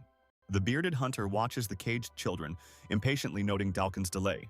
Adjusting his monocle, he doubts Dalkin is in trouble, yet a faint uncertainty about the delay emerges. In the clearing, Lo and Dalkin face off. Green and purple power auras erupt, signaling an inevitable clash. Dalkin lunges with a swift, powerful punch, but Lo stands firm, ready to block the imminent attack with his sword. Dalkin Iris lunges with a powerful punch, but Lo, with focused eyes, intercepts the attack with a precise sword block. Lo quickly leaps back, channeling his energy to unleash a massive green aura slash against his opponent. In an instant, Lo appears airborne above Dalkin, poised to deliver a final strike with his gleaming blade. In response, Dalkin unleashes an immense purple energy explosion, the two forces colliding in a devastating impact. Lo charges with a fierce attack, channeling intense, colorful energy directly at his opponent, who braces for impact.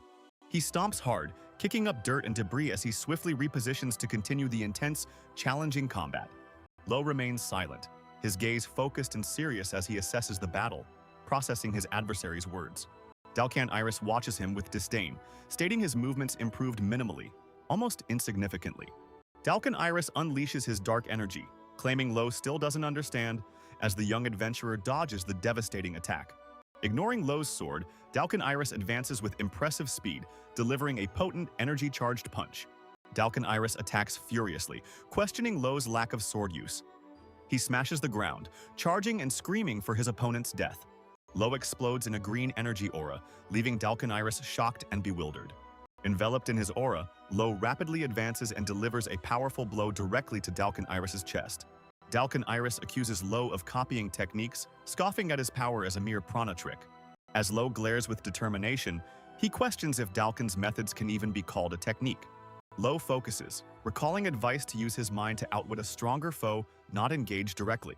A blue-haired man instructs Lo, explaining tactics stem from mastering patterns, not creativity. The instructor demonstrates the first tactic, a surprise teammate attack as Dalkin advances on Lo. Lo crosses swords with Dalkin, illustrating the second tactic, luring the enemy into one's territory for advantage. Dalkin identifies his opponent's tactic as a coordinated ambush, glaring with power-filled eyes. Surprised, Dalkin shouts, seeing his adversary still move as the red-cloaked man glares with determination. After a shout of "now" from his opponent, Dalkin retorts with a "bastard" and unleashes a massive burst of purple energy. Amidst the destruction, Dalkin smiles confidently, telling his opponent, "Too bad for you," as he prepares his next strike. Dalkin Iris finishes an opponent with a brutal blow. Hidden, Eddie Markman watches the scene and thinks with satisfaction, "Good." Announcing his presence, Lo suddenly appears and delivers a powerful green energy strike directly against Dalkin Iris. Lo's attack completely pierces Dalkin's body, throwing him back with the devastating impact of the blow.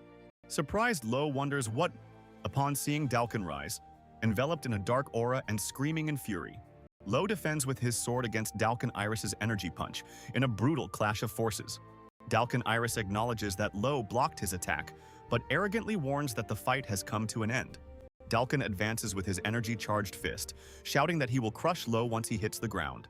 Dalkin leaps for the final blow, sarcastically praising Lo for lasting so long, calling him an insignificant adventurer. Meanwhile, his companion Aldarkus has already been defeated and lies unconscious on the forest floor. Eddie Markman is also exhausted, and Dalkin provokes him, saying he has no more comrades to help him.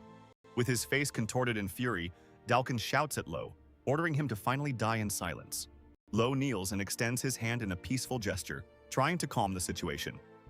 "I am not your enemy." Suddenly, a white creature appears in front of Dalkin, who reacts with surprise at the unexpected appearance. The beast attacks Dalkin, who calls it a wretch. In the background, Look desperately shouts the name Lo. Encouraged by Look, who shouts, "Finish him!" Lo channels immense green energy into his sword for the final blow. Lo advances at high speed, delivering a series of energy strikes that surprise Dalkin, who is unable to react. As the cuts connect and accelerate, Lo invokes the name of his technique, Lotus, preparing the final attack. After the technique's explosion, Lo lands with a determined gaze, amidst the debris of his powerful attack. Lo stands victorious over the unconscious body of Dalkin Iris, who lies at the bottom of a crater. Look rushes to help Lo, who is gravely injured and says he's not well, but he insists on getting up. With eyes shining in admiration, Look praises Lo, exclaiming that he was incredible for defeating the opponent. Lo corrects her seriously, stating that he didn't defeat Dalkin, only managed to knock him out for now. Lo stares at Dalkin's approaching hand, his gaze fixed and determined despite the life-or-death situation. Dalkin grips Lo's neck, furiously screaming, "I'll kill you!" as Lo curses him mentally. Agent Look is paralyzed by pure shock and fear, witnessing the enemy's overwhelming strength. Fallen to the ground, Look can only stammer "monster," as Dalkin effortlessly suspends Lo in the air. Dalkin Iris tries to crush Lo's head, frustrated by the young adventurer's unbreakable resistance. With a surge, Dalkin pulls back, throwing Lo and creating a brief distance between them. Gasping and wounded, Dalkin glares at his opponent, his eyes glowing as battle tension mounts. In a different scene, a man shouts at his companions amidst ruins, questioning their prolonged rest. One of Lo's companions warns against rushing, as Dalkin's resistance is too high. He reprimands Dalkin, reminding him they need to cooperate and consider everyone's pace to climb the ranks. Visibly wounded and irritated, Dalkin clicks his tongue in contempt, frustrated with the team. Ignoring pleas for cooperation, Dalkin advances and lands a powerful punch on Lo's face. Strangled, Lo struggles to breathe as Dalkin Iris declares he'll kill him right there with his own hands. On the threshold of consciousness, Lo has a vivid vision of Yuna, his childhood friend, smiling and reaching out to him. With Yuna's image in mind, Lo gathers his last strength, shouts he cannot die, and releases a green energy. Lo's sudden burst of power surprises Dalkin, who watches in shock as energy now envelops his opponent. Dalkin Iris holds Lo by the neck, preparing to hurl him into a green energy portal he conjured. As the blow lands, Lo is completely enveloped by an intense green aura, resisting Dalkin's attack. Lo recalls his peaceful life and thinks, "We saw eternity, until the invaders arrived and filled our eyes with rage." Perplexed by his opponent's sudden power surge, Dalkin Iris can only react with a confused, "Huh?" Dalkin wonders what Lo did, as the young man unleashes a new technique, Descent of the Celestial Spirit, emanating a green aura. Watching from afar, his companions note Lo's technique is unlike any they've seen before. Furious, Dalkin advances to attack, shouting, "You damned bastard!" while preparing a powerful punch against Lo. Dalkin's punch is effortlessly blocked by Lo's energy aura, who remains completely motionless against the attack. Lo delivers a powerful kick, declaring to Dalkin this is his defeat, amidst an energy explosion. Lo's blow lands squarely, making Dalkin scream in pain as he's completely subdued by the attack's force. In a flashback, Dalkin rebels against the Bureau, which accuses him of lack of cooperation, demanding to be judged by his performance. The official states that the criteria are immutable, and, by acting alone, Dalkin cannot be promoted to a 2-digit rank. Loudsan, an official, gravely explains that, depending on the ranker, special exceptions can be made to the evaluation criteria. The official informs a furious Dalkin Iris that he is not one of those exceptions, making him snarl in frustration. Meanwhile, adventurers Ryu and Mail introduce themselves, revealing their ranks and forming a new team. Dalkin walks away, thinking his superiority is why he's uncooperative, as others only hinder him.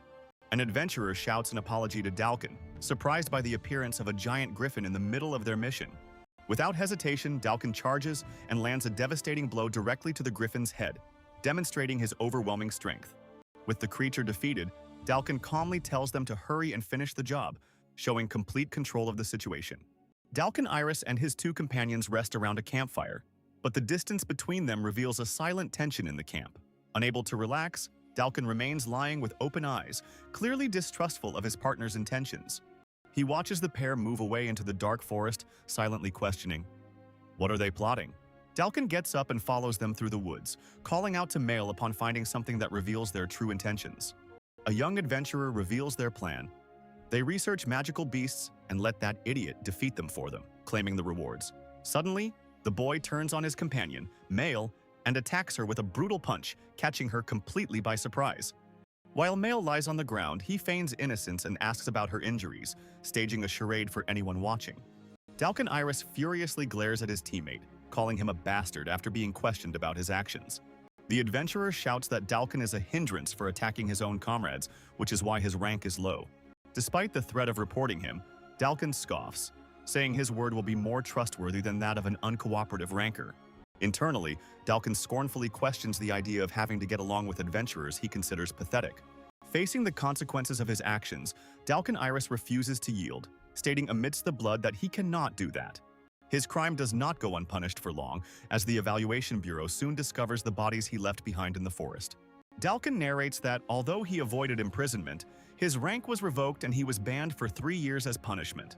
He recalls that the trigger for his downfall was selling everything he owned in a sudden fit of rage. Dalkin Iris recalls his time of despair, when he had already given up on everything and was just trying to make money any way he could. A bearded hunter approaches him with a tempting offer, asking if he'd like to buy an adventurer ranking. Considering the proposal, Dalkin realizes his true motivation wasn't money, but a strong desire for revenge. His goal was clear: make the Assessment Bureau, which scorned him, bitterly regret not recognizing him. Defeated on the ground, Lo's opponent can only think "damn brat" upon seeing the young adventurer standing. With a sweaty face and an exhausted expression, Lo reflects on the difficult battle he just won. Lo is officially announced as the winner, securing his new position as adventurer rank 2728. Still recovering from battle, Lo takes a deep breath, eyes fixed on his next objective, knowing the fight isn't over. As Lo stumbles away through the forest, Look calls out, worried, asking where he's going in that state. Look listens intently as Lo reveals his immediate plan is to find and capture a man named Russo. Around the campfire, Lo explains that interrogating Russo about the unofficial ranking might lead him to the true culprit. Look suddenly embraces Lo from behind, leaving him completely surprised by the unexpected action amidst the moment's tension. Still surprised, Lo remains motionless as Look holds him, visibly shaken by the situation they just endured. Emotional? Look thinks that meeting a ranker like him is enough for her for now, valuing the encounter. Lo remains silent with a thoughtful expression, processing his agent's unexpected gesture and emotion. After the fight, Eddie is the first to recover and rushes to report the situation to the assessment bureau. Owl also awakens and, though injured, envelops himself in prana to move, thinking this power is worth using. In his dream, Lo's father explains that the procedure isn't recorded in the head, but in the heart, imprinted in prana.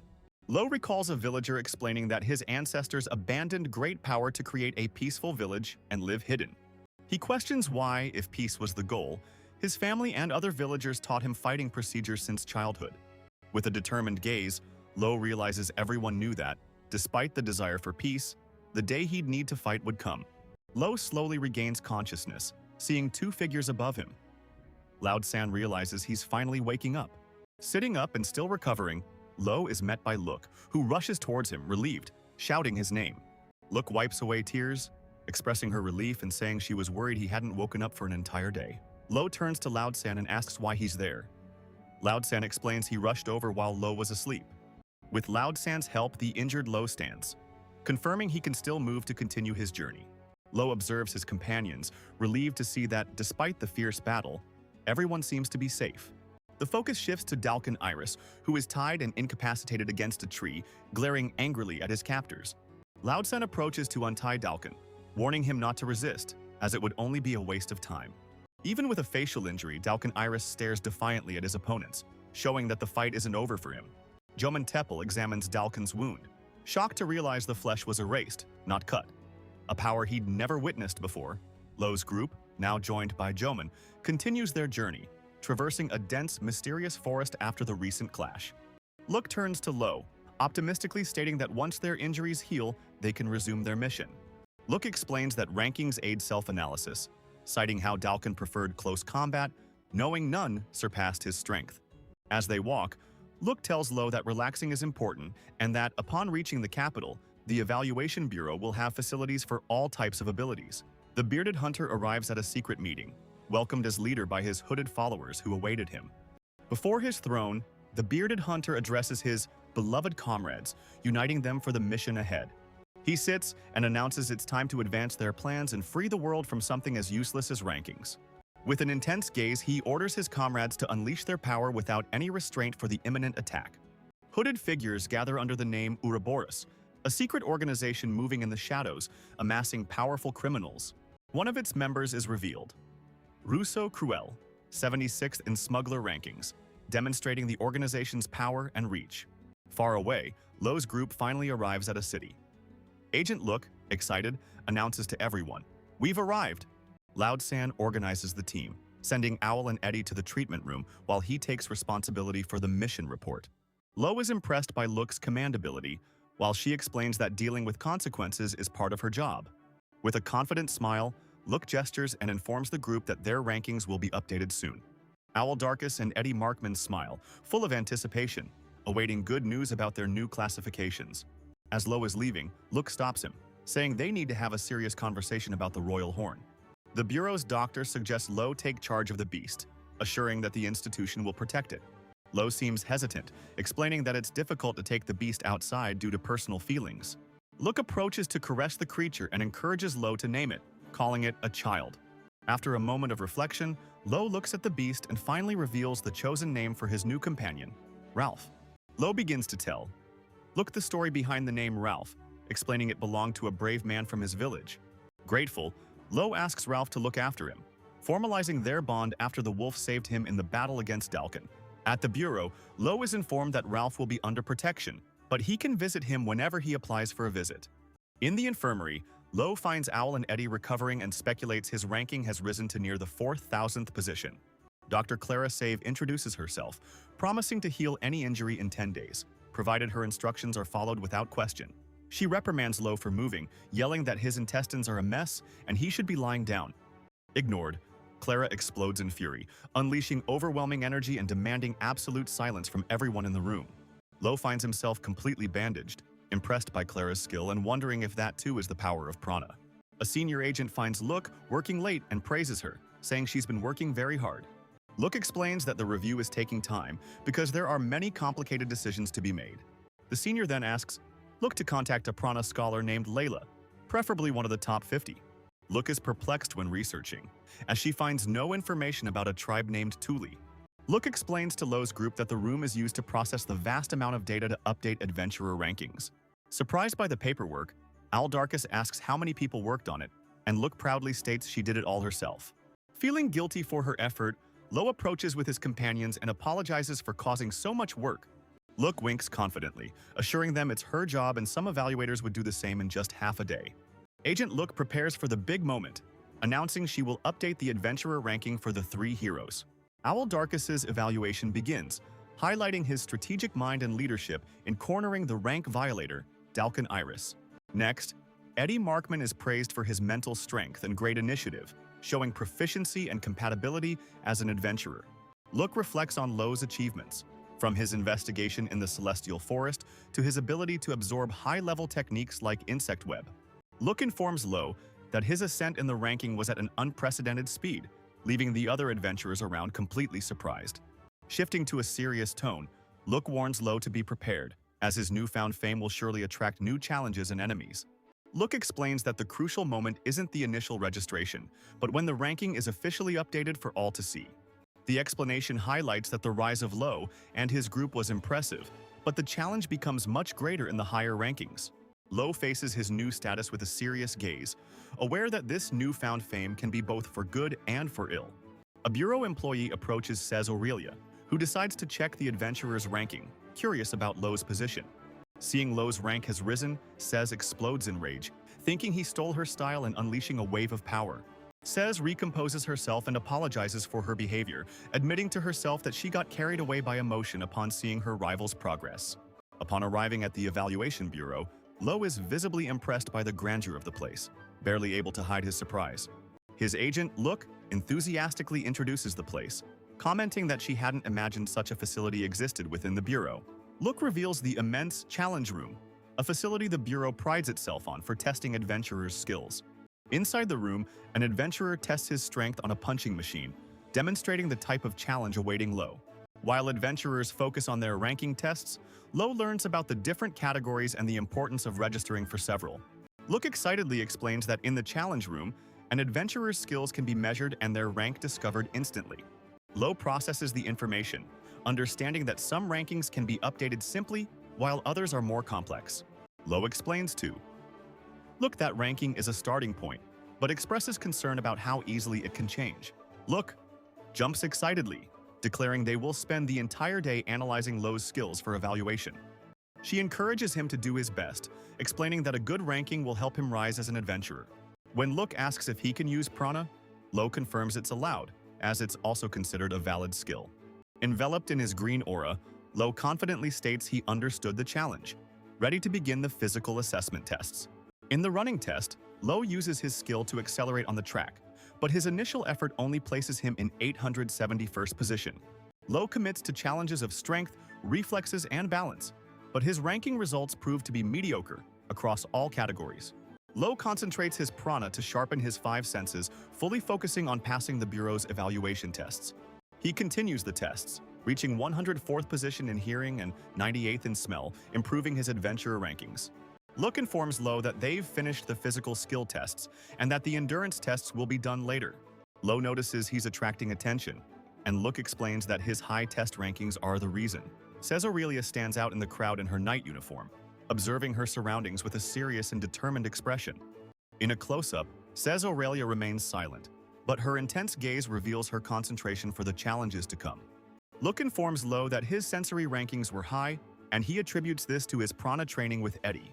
With a smile, Look praises Lo's aptitude for prana, comparing his enhanced abilities to those of a wild animal. Lo intensely reflects on his training options as a mysterious voice begins to assess his great potential. Watching from afar, a man comments on Lo's strength, stating that his muscles have great potential for growth. Look sighs with crossed arms, admitting to herself that the choice they need to make is a difficult decision. Lo and Look turn in surprise upon hearing the man agree, calling their decision a wise judgment. Loudsan orders Lo and Look to bow, insisting that the man before them is a very important person to the agency. Mr. Grand dismisses the formality, stating that politeness is not necessary for adventurers, a phrase that intrigues Lo with its familiarity. Look details Mr. Grand's importance, explaining that he is a legendary figure, responsible for countless records and for elevating the branch's status. Mr. Grand's phrase triggers a memory in Lo, who recalls his master Adol saying the exact same words to him. Loud-san approaches Lo and Look, stating that he is not a great assessor, especially for someone like Lo, which leaves them intrigued. He reveals that he came to offer an apology, as he was responsible for the Rancor who eliminated thousands of people and whom Lo defeated. Before Lo, the bureau official, Loud-san, bows deeply in a gesture of respect and recognition. As he walks away, Lo reflects that Rancors also think, and that the bureau doesn't need to teach them everything. He believes Dalkin acted following his own pride, showing that there is trust among elite adventurers. Look observes Lo, impressed by his maturity and perception, and murmurs his name with admiration. Chained, Dalkin Iris recognizes his visitor and thinks, shocked, "It's that damn assessor from before." Loud-san stares at Dalkin seriously, confirming his identity by saying he won't deny who he is. From outside the cell, Loud-san questions why Dalkin didn't try to escape, leaving the prisoner confused by the question. With a furious glare, Dalkin gets annoyed by the questioning and tells the assessor to shut up immediately. Loud-san observes in silence with a serious gaze, processing the skill he had just witnessed from Lo. He reflects that a true Rancor knows how to show respect to an opponent he recognizes, admiring the boy's demeanor. With a focused gaze, his expression reveals a decision made and a deep respect for the young adventurer. Look explains to Loud-san that, since Lo uses a sword, they are thinking of updating his rankings related to that weapon. As he listens to the conversation, Lo reflects that measuring his prana in that location might be a very difficult task. Loud-san confirms that, despite technological advancements, the equipment there will not be able to measure Lo's prana. Confused by the statement, Look asks what he means, while Loud-san calls her to follow him. Loud-san steps away, warning Look to prepare herself if she truly intends to remain Lo's exclusive evaluator. As they watch Loud-san depart, Lo remains silent, pondering the meaning of that enigmatic warning. Following Mr. Grand's advice, Look suggests to Lo that, for now, they should focus on sword-related rankings. Look approaches Lo with a serious expression, stating she has a very important and specific favor to ask of him. She asks him not to use the Estilo do Santo da Espada, a special technique passed down only to the #1 knight of each generation. Look gestures, explaining that Lo's flying slashes are, in fact, a high-level technique few swordsmen can execute. The narration reveals the origin of Lo's power. The Estilo Santo da Espada, a spirit-manipulating masterpiece created by the legendary Lawrence Wolfrevan. Look warns Lo to hide his true strength for now, as being hated by high-ranking knights would be his demise. Look invites him to challenge the rankings, insisting it's better to register even if he cannot show his full ability. Facing Lo's hesitation, Look explains that to gain people's trust, he needs to register in the rankings. Look, the bureau agent tells Lo not to worry, showing confidence in his abilities before the test. A candidate ahead of Lo unleashes a flurry of swift blows against the rock, demonstrating his swordsmanship. After the attack, the scoreboard displays 1,862 slashes, a result Lo observes and considers merely not bad. The rock reveals its magical nature as the slashes begin to regenerate on their own, showing the true difficulty of the challenge. Facing the rock, Lo ponders that he could use his Lotus technique for a better result, but hesitates to reveal his full power. With his attack, Lo recognizes he reached his limit using only prana, leaving another competitor shocked by his strength. The next trial is presented, a precision test where competitors must cut between 2 iron plates without touching them. Dalkin Iris concentrates and executes a swift strike, initiating the precision challenge with a cry of effort. 2 men observe, impressed, a scoreboard displaying the astonishing score of 734, setting a high standard in the strength test. After his strike, Lo scores only 87 points, leaving spectators shocked and speechless by the unexpectedly low result. Observing Lo, Look concludes that, even without using the Estilo de Santo da Espada, he is already more skilled than most rankers. Look smiles proudly, thinking to herself that her eyes are sharp and she made the right choice. Look approaches Lo and asks for his rancor card, specifying she needs the one used in the Floresta Azaban. Lo hands over the card she requested. Look receives it and states she will use it to make an application. Observing them from afar, Says Aurelia wonders if their conversation is about the high rankings. Lo questions if the previous level was truly high, as Says Aurelia prepares to demonstrate her true power before a rock. With a single strike, Says obliterates the rock and reaches level 29, making Lo realize that this was an impressive power. Says turns to Lo, provoking him by saying he could also do that if he truly dedicated himself to the task. Observing him closely, Says identifies him as a user of the Sword Saint style, understanding the origin of his strength. Lo remains silent, processing Says Aurelia's sudden and unexpected appearance, which challenges him. Agent Look, who was spying on the scene, panics and shouts to herself, "I've been caught!" Says Aurelia stares at Lo and repeats her condition for the duel. "You must abandon your sword." Says Aurelia faces Lo, drawing the attention of other knights who murmur about the unexpected encounter between the two. For privacy, Says Aurelia tells Lo and Look to follow her, guiding them away from curious eyes. Upon reaching an isolated castle courtyard, Says states that this location is sufficient for what they need to discuss. Says reveals that the leak of the Sword Saint style is a humiliation and demands that Lo not use it in front of others. Lo confronts Says, questioning if she, as a knight, can understand his feelings and the reason for using that fighting style. Says accuses Lo of merely imitating the technique, but he interrupts her and states with conviction that Adol himself taught him. Says Aurelia attacks Lo, declaring she will turn him into her tool, but he defends himself, refusing to be used by her. Feeling the danger, Lo prepares for a counterattack, thinking it will be his end if he doesn't use his lightning blade skill now. The two exchange fierce blows at high speed. Impressed, Says decides to increase her attack power to overcome Lo's resistance. The clash of their techniques creates a spectacle of light, and a spectator is astonished to see Lo using the Sword Saint style. Lo analyzes Says' attack, noting that her technique, though rustic, is driven by impressive proficiency and unlike anything he knows. Says confidently declares her victory, but Lo challenges her to a direct duel using the Rampage technique. Enveloped in a powerful aura, Says provokes Lo, questioning if he only knows two techniques even as Adol's disciple. Look analyzes Says' data, realizing that at the same age as Lo, she surpasses him in practically all rankings. Look observes the fight, realizing with concern that Lo cannot defeat his opponent with swordsmanship alone. Says Aurelia channels her fury, declaring she will crush Lo with her speed to reclaim the knight's pride.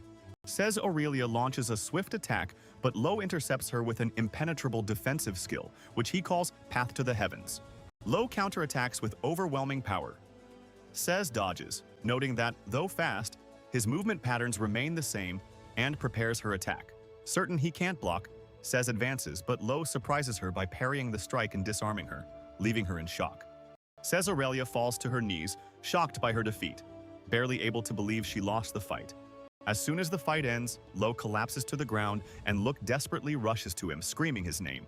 Unable to move, Lo worries. Look, who realizes his collapse wasn't due to injuries but the burden of his technique. Standing, Says Aurelia watches in silence as Look tends to Lo, processing the unexpected outcome of the battle. With red eyes full of tears, Says Aurelia stares at Lo after the confrontation, completely overcome by the battle's emotion. As Says cries hysterically on the ground, Look is startled to see Lo completely defeated beside her. Look questions why Lord Odal would teach his style to someone like Says, while Lo, on the ground, looks frustrated. Still on the ground, Says awkwardly tries to justify herself, saying it was a special demonstration of her skills. Hand on her chest, Says Aurelia passionately declares she is the only disciple Lord Adol has ever recognized. She recalls that when her rank stagnated, Lord Adol secretly taught her swordsmanship in a single lesson. During training, Adol calmly instructs her, telling her to relax her grip a bit to refine her form. Look is shocked by the test's simplicity, but Says Aurelia explains that Lord Adol isn't famous for taking disciples. Says admires Adol's reflection in her medallion, the source of her determination to become the best and be recognized by him. Amidst tears of despair, Says Aurelia weeps copiously, shouting her master, Lord Adol's name. Look turns in surprise to see Lo standing behind her, calling her name in astonishment. Lo reveals to Says that he is also Adol's disciple, explaining he learned the Sword Saint's style directly from him. He confirms Says' style is real, for he would never fail to recognize Lord Adol's swordsmanship. Lo observes Says and realizes her technique is different, as it was learned only by watching from afar. He is impressed, thinking that reproducing the Sword Saint's style just by observation is incredible. Says turns to Lo with a surprising offer, asking if he would like to learn something from her. As Lo ponders in silence, Says and Look watch him intently, waiting for him to finally reveal his next move. Just as Lo seems to have decided, Says springs up, interrupting him and asking him to wait a moment. Nervous, Says fears his decision might be strange and suggests, blushing, if he might be thinking of something like touching her body. Completely confused, Lo asks why he would touch her, leaving Sez mortified and annoyed by his innocent reply. Lo confronts Sez and makes his second request that she teach him the Sword Saint style so he can become stronger. Sez agrees with a smile, proud to have mimicked Lord Adol's technique and stating she wouldn't dishonor him with something incomplete. Instead of teaching him, Sez offers to help Lo rank up and asks for his rank tell to search for night quests. Look is surprised, but Sez reveals the loophole. They can accept restricted rank quests if they accompany the requester. Look explains to Lo that to gain diverse experience, he must accept night quests, which require knowledge, negotiation, and cooperation. This valuable experience becomes a bonus, allowing an adventurer like Lo to surpass his rivals and grow uniquely strong. Look emphasizes that night ranking demands dignity, admiringly mentioning Lo's master, Adol, as the perfect example. Lo falls silent upon hearing his master's name, reflecting on the high standard he must reach to honor his legacy. Sez stares at Lo, stating that the Adol he describes sounds completely different from the knight she knows, creating immediate tension. Infuriated by Lo's description, Sez explodes in rage and confronts him, shouting if he has a death wish. Look defends Adol, stating his high rank proves the respect he commands, something not achieved by swordsmanship alone. Look reads an interview where Adol states protecting people is his duty, reinforcing his public image as a noble hero. Sez Aurelia recalls an event from 4 years ago, citing the exact newspaper date, which Look finds chilling. In a destroyed, burning village, a little girl cries desperately, calling for her mother and father amidst the chaos. Just as a monster was about to attack the child, Adol appears in a flash of light, intercepting the creature and saving her. Amidst the destruction, a knight comforts a frightened little girl, assuring her he wasn't late and that everything is fine now. The Knights of Marges fight desperately, shouting for them to resist until the commander arrives and sacrifice their lives for the order. Suddenly, a strong tremor shakes the battlefield, and the knights wonder, frightened, about the quake's origin. A gigantic tyrant worm, ranked as the 311th most dangerous monster, erupts from the earth, revealing the true scale of the threat. The knights face certain death, thinking, "We're already dead," as a colossal creature opens its maw to devour them. As one knight orders a retreat, another interrupts him, confidently stating there's no need to fall back. The mysterious knight raises his sword and, with the skill theft, fires a beam of light that completely annihilates the creature. The hero reveals himself as Adol, commander of the Knight's Order, and promises he will allow no more casualties. Adol smiles serenely as the crowd cheers for him, shouting, "Long live Lord Adol," maintaining his public hero image. Away from public eyes, he collapses exhausted, muttering to himself, "Ah, such a pain," revealing the weariness behind the facade. A woman enters and congratulates him on his work, and Adol sarcastically responds, praising her for her cute performance for the audience. He complains about the mountain of paperwork, but she reprimands him, stating that the work piled up because he was gone for an entire year. Adol sits down and explains that despite his disappearances, he will maintain the appearance of a good commander for the Knight Order. His aide confronts him, saying she won't ask about his disappearances, but wants to know who injured his guests. She reveals that Adol's scar was accidentally seen and that rumors of his battle have already spread throughout the Order. As she speculates about the enemy's strength, Adol, pensive, agrees that his opponent was indeed formidable. Adol recalls his pupil's progress with a slight smile, thinking to himself, "Lo, it seems you're doing well." He deduces that to reach rank 1087 with few sword techniques, Lo must have finally awakened the arts technique. In a flashback, Lo unleashes an immense wave of green energy, demonstrating the power of the arts he awakened in battle. As Lo screams in fury, his opponent Dalkin is surprised and wonders, "What is this chill?" feeling the overwhelming power. Lo clashes his sword with Adol's, but is perplexed to realize his prana simply vanishes upon touching his master. Realizing defense is futile, Lo concentrates, determined to increase his power to at least defend himself. Adol observes his pupil's effort, thinking Lo needs to grow stronger to avoid difficulties against weaker enemies. At another moment, Sez Aurelia turns to Lo and Look, confirming to the team that they will accept the new request. A new mission appears: escort merchant Thomas Belkin on a train. Rumors say rival companies may have sent assassins. Meanwhile, in a secret location, two mysterious hooded figures enter a dark chamber for a clandestine meeting. One figure questions the other, who asks to keep their plans secret from the leader, indicating an internal conspiracy. A hooded figure states that it is premature, but crucial, to investigate the awakening level of Lo's arts technique. The robotic being, Pranix, ponders that they might even reveal the truth about the island, as they share the same objective as Lo. Lo is impressed to see the dream Zephyr, a gigantic transcontinental train that will journey 6,000 kilometers. Says Aurelia warns Lo to be careful, as client trust is crucial in escort missions like this. An important client, Thomas Belkin, arrives and immediately despises Lo, calling him a bumpkin and questioning his presence there. When Lo tries to show his rancor card to prove his identity, Belkin angrily strikes him, refusing to even look. Belkin explodes, shouting that he cannot entrust his life on an escort mission to an idiot who looks like a child. Says intervenes, but Belkin retorts that, while he saw the ranking, he didn't expect them to send him a brat to protect him. Says Aurelia introduces herself to Thomas Belkin, revealing she is a Sword Saint candidate, leaving him utterly shocked. Thomas Belkin reacts with astonishment and sweat, barely able to believe he stands before a Sword Saint candidate. After the surprise, Thomas praises Lo's ranking, while Look judges him for his simplicity and sudden interest. Look introduces herself to Thomas Belkin as Lo's exclusive evaluator, surprising and intriguing the merchant. As they prepare to board, Says Aurelia turns and asks Lo if it's his first time on the Dream Zephyr. Thomas Belkin, the client, settles into his luxurious room and informs Lo's group they will stay in the adjacent room. Says Aurelia, wasting no time, confronts the merchant and demands he tell them about the enemy they will face on this mission. With a serious expression, Thomas Belkin ponders for a moment, considering Sez's direct request about the adversary. Surprised, Thomas Belkin asks how they know, and Sez reveals she conducted minimal investigation into the escort target. Thomas Belkin reveals the task is to deal with assassins sent by the Lol Guild, but his explanation sounds incomplete and evasive. Suspicious, Says Aurelia questions Belkin's vague answer, realizing he's hiding something about the threats he faces. The merchant explains the assassin's goal is likely to ruin a crucial business deal he plans in the Republic.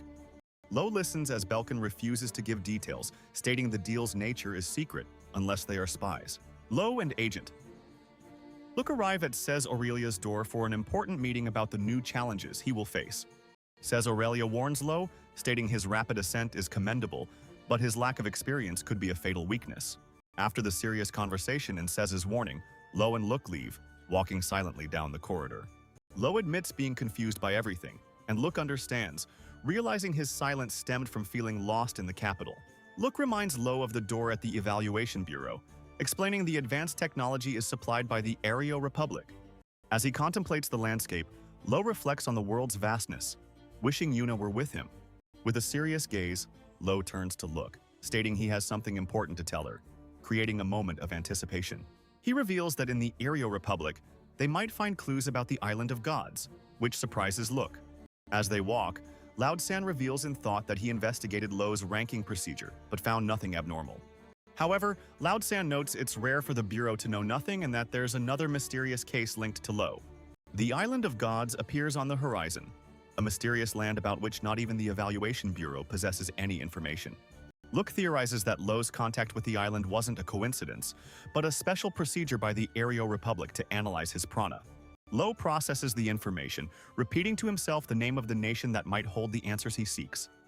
The Republic of Areo. Animated, Look declares the journey will change Lo's views on prana, making him even more eager to reach their destination. Sez asks Lo if he noticed the imminent threat. With a serious gaze, he confirms, both going on high alert. In a close-up, Lo analyzes the situation, internally questioning the exact timing of the rapidly approaching danger. On the ground, Lo narrowly escapes. Look realizes the train's tremor made him fall, momentarily saving his life. The assassin. Ben hurls daggers at Lo, scoffing and saying the boy was lucky to have narrowly escaped. In a flashback, Eddie's parents leave him in the forest, believing he will learn to survive and become a great archer. The examiner rages upon realizing Eddie survived on mushrooms, not his bow, updating his cultivation ranking. An aggressor threatens Lo, promising a comfortable death while he's on the ground, believing he can't retaliate in that position. Despite the disadvantage, Lo explodes into a counterattack, surprising his opponent by crossing blades with him in a swift move. The opponent lunges with a swift sword strike, asserting Lo won't even buy time with his defense. Lo manages to block the attack and rises, to the opponent's surprise, who feels a strange reaction in their hand. After the exchange of blows, Lo and his opponent face each other across the Grand Golden Hall, preparing for the next move. Lo is caught off guard by a flaming punch but reacts in time, blocking the blow with his swords in a clash of power. The opponent uses an acrobatic maneuver to leap over Lo, creating distance to prepare for the next swift assault. In a flash, The adversary advances with a devastating blow, forcing Lo into an agile dodge to survive. With a determined gaze, Lo advances with a powerful strike, delivering a swift and precise attack against his adversary. The fight is intense and visceral. Lo blocks a dagger near his neck while preparing his own deadly counterattack. After the confrontation, the enemy falls defeated to the ground while Lo remains standing, observed by Look from a distance. Look rushes to check on Lo, who abruptly stops her. He warns her that the fight isn't over and the danger persists. Worried, Lo bursts into the room, desperately shouting his companion's name. Says! He finds her standing, victorious over the fallen enemies, who calmly scolds him, "You're late." Lo is utterly speechless, shocked to see Says defeated all the aggressors alone, without difficulty. Says explains the situation, revealing that the enemies ambushed them as soon as they separated. Says Aurelia observes the situation and remarks that the enemy's actions are more radical than expected, suggesting they halt for now. With the invaders captured, Says decides they will dispose of them secretly to avoid disrupting the train's operation. Lo watches. Says drag a prisoner towards the window, wondering if that's how the enemies got in. To Lo's utter astonishment, Says simply throws the bound man out of the moving train's window. Says throws the enemies out the window, explaining it's the best way to keep them away, as there's no safe way to interrogate them. When Lo asks if they'll die, Says reassures him, guaranteeing that enemies with that skill level will survive the fall. Says informs Thomas Belkin they'll hold a strategy meeting right there and asks him to warn them before moving. Says Aurelia questions Look about the assassin's skill, seeking her perspective as an appraiser to understand the threat they faced. Says expresses relief at having an appraiser, and Look, proudly, says they can handle the enemies themselves. After Look's analysis, Says Aurelia turns to Lo, asking directly how the fight was for him. With a serious expression, Lo admits that despite the optimistic assessment, the enemy was far from easy to face. Says Aurelia presents Lo's first major obstacle, the Muro dos Digitos, a barrier all rankers face. With his rank of 1089, Lo faces the demonic realm of adventurers aiming to reach the triple digits. Says Aurelia warns, Look that the pressure to overcome the wall can be too overwhelming, even for a talent like Lo. Pressed by the task's magnitude, Lo hesitates, questioning aloud what his next step for advancement should be. Says stares at Lo with determination, demanding he fulfill his promise and teach her the Estilo do Santo da Espada. On top of the moving train, Lo feels the wind's force and declares they will use this condition for training. Lo analyzes Says' skill, concluding she prioritized acquiring techniques and is now forcing what would be impossible. Says Aurelia warns Lo that the Estilo Santo da Espada is complex and requires him to learn high-level prana techniques. In a shocking demonstration, Says appears over Lo in a surprise attack, moving with impressive speed. Lo observes the attack and finally understands. That is the true, swift movement of the Estilo Santo da Espada. Says explains that the technique's true value is wielding the sword at a speed invisible to the eye. Says Aurelia questions Lo about the Lamina Explosiva, a special technique of the Estilo Santo da Espada, and he confirms he knows it. On top of the train, Says admits her ability to imitate techniques ends there, as she couldn't learn the fourth and fifth. Holding a rope firmly, Says Aurelia announces that the first lesson of Lo's training will begin with that object. Adal unleashes a devastating strike with his sword, creating an explosion of red energy that pulverizes everything around. Lo watches, shocked and awestruck by the display of power, barely believing such a feat is possible. Before the immense crater, Lo realizes Adal's power isn't swordsmanship, but something on an entirely different scale. Lo flinches at the thought of being tied up, but Says Aurelia reprimands him, telling him not to imagine strange things. Holding the whip, Says Aurelia announces she will show Lo the model answer for the training they are about to begin. Lo reaches out to grab the weapon, but the whip's swift, sinuous movement completely catches him off guard. Says' demonstration ends abruptly as the whip strikes Lo's face directly, making him cry out in pain. Says Aurelia explains to Lo that wind pressure hindered his throw, stating that normal speed won't be enough. She says this is the skill Lo needs to learn, and he understands it's a momentary power enhancement. Says warns Lo, explaining that the technique he's trying to learn already consumes a dangerously high amount of prana. Incredulous at Lo's insistence, Says reacts with surprise, questioning how he intends to continue the training. After Lo claims his energy is virtually limitless, Says is shocked, unable to believe such a statement. Says Aurelia instructs Lo to unleash all his prana at once. Though surprised by the request, he agrees to display his power. Lo explodes in a massive wave of green energy, leaving Sez and himself stunned by the immense amount of prana released. Elsewhere, the assassin Jomon Teppel feels the burst of power, thinking the amount of prana released surpasses even his own. Jomon analyzes the energy from a distance, noting that despite its vastness, it lacks refinement, giving him openings to exploit. Says Aurelia is impressed by Lo's energy, admitting that the power he displayed is beyond her imagination. As she observes Lo's aura, Says Aurelia concludes that Lord Adal's disciple is truly formidable and his power genuine. Look greets them and asks about the training, while Says reports that the first lesson is over and Lo has more talent than she expected. Eager to continue, Lo turns to Says and directly asks how many more lessons remain to complete his training. Says reveals she was sensing Thomas's prana while he slept, explaining that while everyone possesses it, few know how to use it. Lo is impressed by the ability, but Says states that sensing prana is basic for a user of the Holy Sword style. Says tells Lo he can barely use 10% of his prana and promises that the training they'll do together will fix that. To begin the training, Says hands a document to a surprised Look while Lo observes the scene, not understanding what's happening. Look hands Lo a detailed analysis of the escort target, Mr. Thomas, summarizing his origin, personality, and preferences for the mission. Lo reads the profile of Thomas Belkin, an influential 46-year-old merchant ranked 33rd and president of Belkin Trading.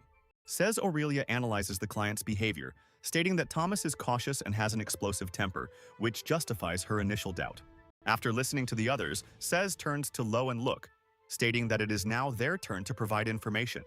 Lo reveals that he investigated the assassins in the Central Bureau's database and found some clues about them.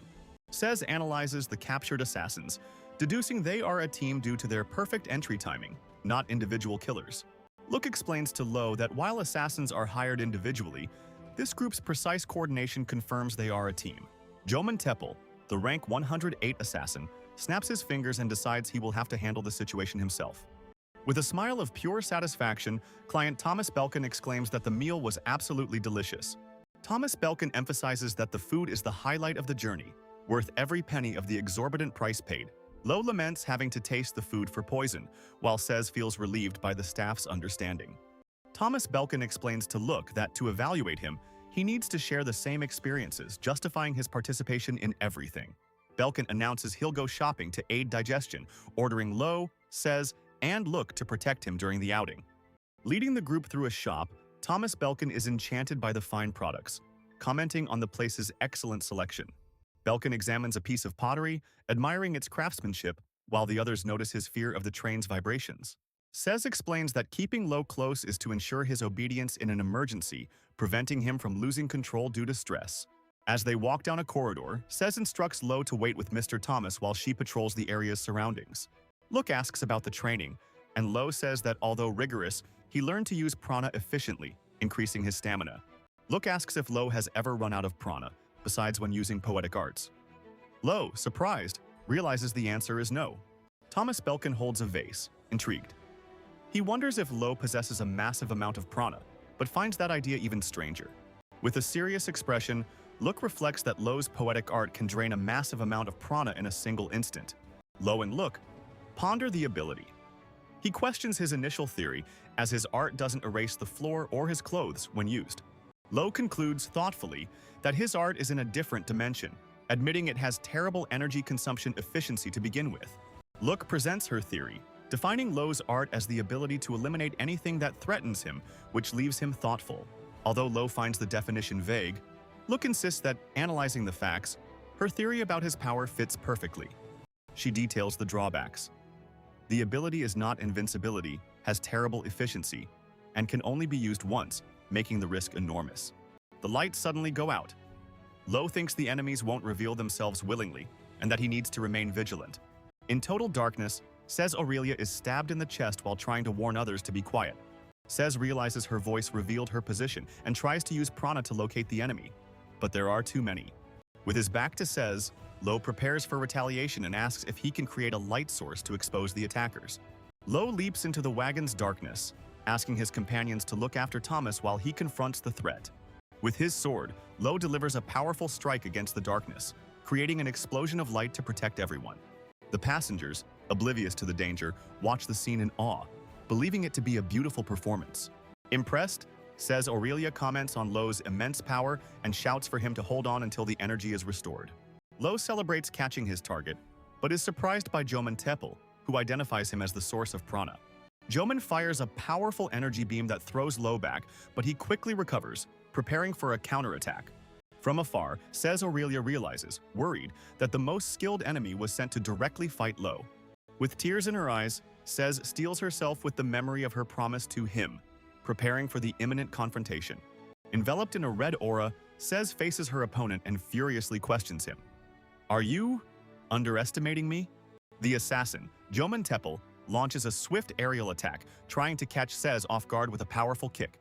To Joman's surprise, Says repels him with a devastating blow, showing that underestimating her was his greatest mistake.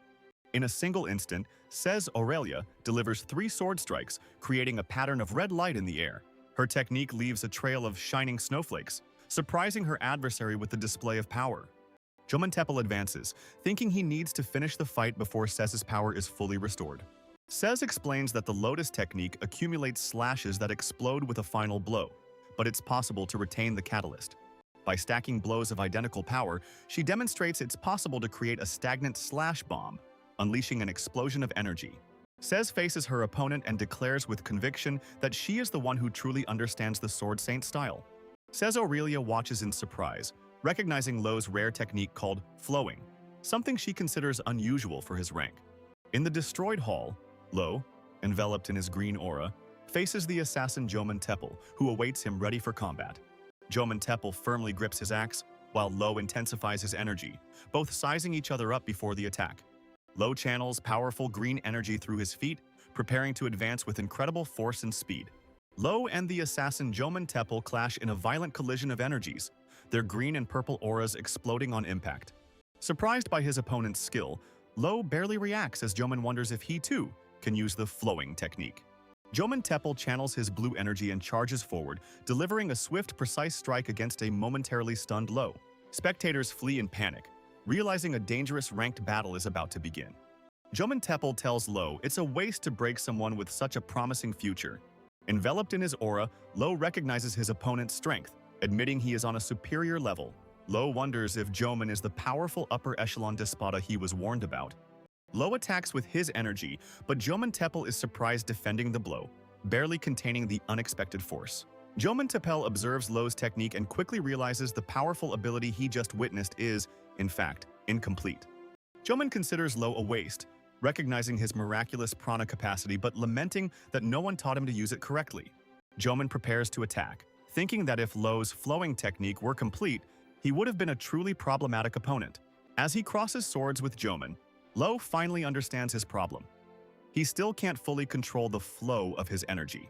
Lo channels an explosion of green energy and charges, catching Joman by surprise with the intensity of his sudden attack. Joman Tepel turns, surprised by his opponent's strategy, and wonders if he's planning some kind of self-destruction. Lo reflects that he cannot use flowing and the Sword Saint style simultaneously, deeming the high-level technique a wasted treasure. Without hesitation, Joman Tepel leaps forward and hurls 2 axes with deadly precision toward Lo. Lo narrowly dodges the swift attack, as Joman's axes explode against the wall behind him. Joman Tepel lunges forward and grabs an improvised weapon from the ground to continue the relentless assault on Lo. In a swift exchange of blows, Lo and Joman clash, dust rising with every impact of their blades.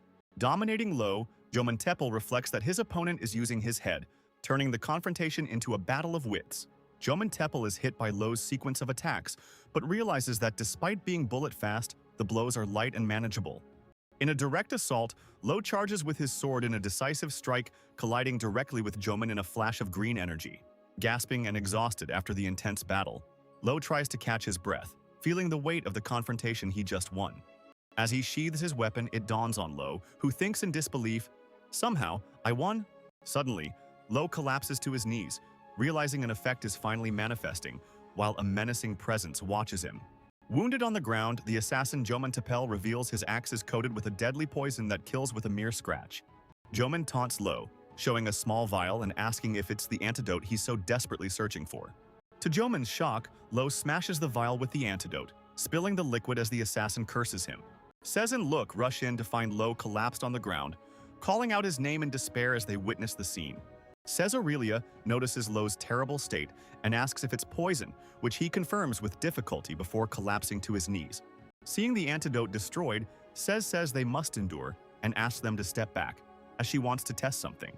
As Says stares at her seriously, Look apprehensively asks what she intends to test to save Lo's life. Look has a sudden realization, believing Lo's technique might be the solution, exclaiming, "Right," with hope. Lo activates the Celestial Spirit Descent, an art of his tribe, releasing intense green energy for purification. With the technique complete, Lo turns to his companions and, with a serious gaze, declares that the combat has begun. Says Aurelia confirms the announcement was made as requested, and Thomas Belkin boasts about the money he invested to control the train. With Lo unconscious in the background, Says explains how they covered up the fight, telling passengers it was an improvised performance. Look seems confused by the conversation, while one of those involved thinks they'll need to explain the situation to Lo later. Look approaches and calls out to Lo, who is lying in bed recovering from his injuries under Sez's gaze. Standing beside the bed, Sez tells Lo that, through the incident, she finally understood the true nature of his technique. Sez remarks that the skill's price is high and asks if he can move, but Lo replies that his body feels heavy as lead. Look observes, pondering that it's crucial to know how to use such an art, estimating its duration is only 5 to 10 seconds. Lo reflects on his 10-second invincibility, aware that victory is only certain if he can prolong the combat. Lying in bed recovering, Lo concludes to Sez, and Look that from now on, strategy will be the most important thing. Intrigued, Says Aurelia questions him directly, wanting to know how he managed to defeat an assassin far more skilled than him. Says explains that the Gale and Lotus techniques are versatile, demonstrating how the skill's trigger can be activated in various ways. Says informs Lo that he has become worthy of the Holy Sword style and can now advance to the second lesson. Lo deflects the compliment, surprising Says by stating his rapid progress is due to her excellent teachings. The situation escalates when Lo says she teaches better than a doll, causing Says to furiously defend her master's honor. As Says glares at him, Lo tries to explain, saying he was genuinely complimenting her and asks her to think calmly. Says Aurelia considers that the enemy might retreat, given they defeated a high-ranking member of Despada. Look vehemently denies, recalling an intense confrontation stating the enemy wasn't from Despada's upper echelon. As Says and Lo stare, Look reveals the assassin was merely a common member, not elite. Standing beside Lo, Says adopts a serious stance, reminding him their fight isn't over. Look expresses relief, commenting to his companion that, fortunately, things resolved without major issues. On the station platform, a crowd gathers around Ben, who impresses onlookers, including a child, with his throwing skill. Interrupted, Ben states the matter affects his operations and agrees to cooperate, as the situation is unavoidable. Ben throws himself to the ground for a coin, desperately shouting for no one to touch it, as it's his. As he gets up, Ben realizes he bumped into someone and reacts with a quick "oops." Pranix apologizes for looking away, while Ben admits he was also careless. Intrigued, Pranix comments Ben's face is quite unique and asks if he's from the Republic. Guardian Pranix accepts an undisclosed order, responding yes, as an intense light illuminates him. After a nap on the train, Lo returns to his group, greeted by Says asking if he rested. Lo approaches his companions, asking if anything happened, discovering the situation remains calm and peaceful for now. Aboard the train, Look shows Lo the map, explaining they are exactly halfway to the Republic. Lo observes Thomas's behavior, thinking the recent attack made him more cautious and suspicious. Says interrupts, sensing something is wrong, as an even stronger assassin appeared after the first was defeated. Says directly confronts Thomas Belkin, bluntly asking if he's hiding something important from the group. Confronted by the group, client Thomas Belkin becomes visibly nervous and stutters, asking what they mean. Says Aurelia expresses distrust, saying it makes no sense to hire such a strong assassin for a simple business dispute. She continues to pressure him, insisting there must be another reason for the pursuit and demanding he explain everything. Pressured, Thomas Belkin falls silent and wipes sweat from his face, clearly distressed about revealing the truth.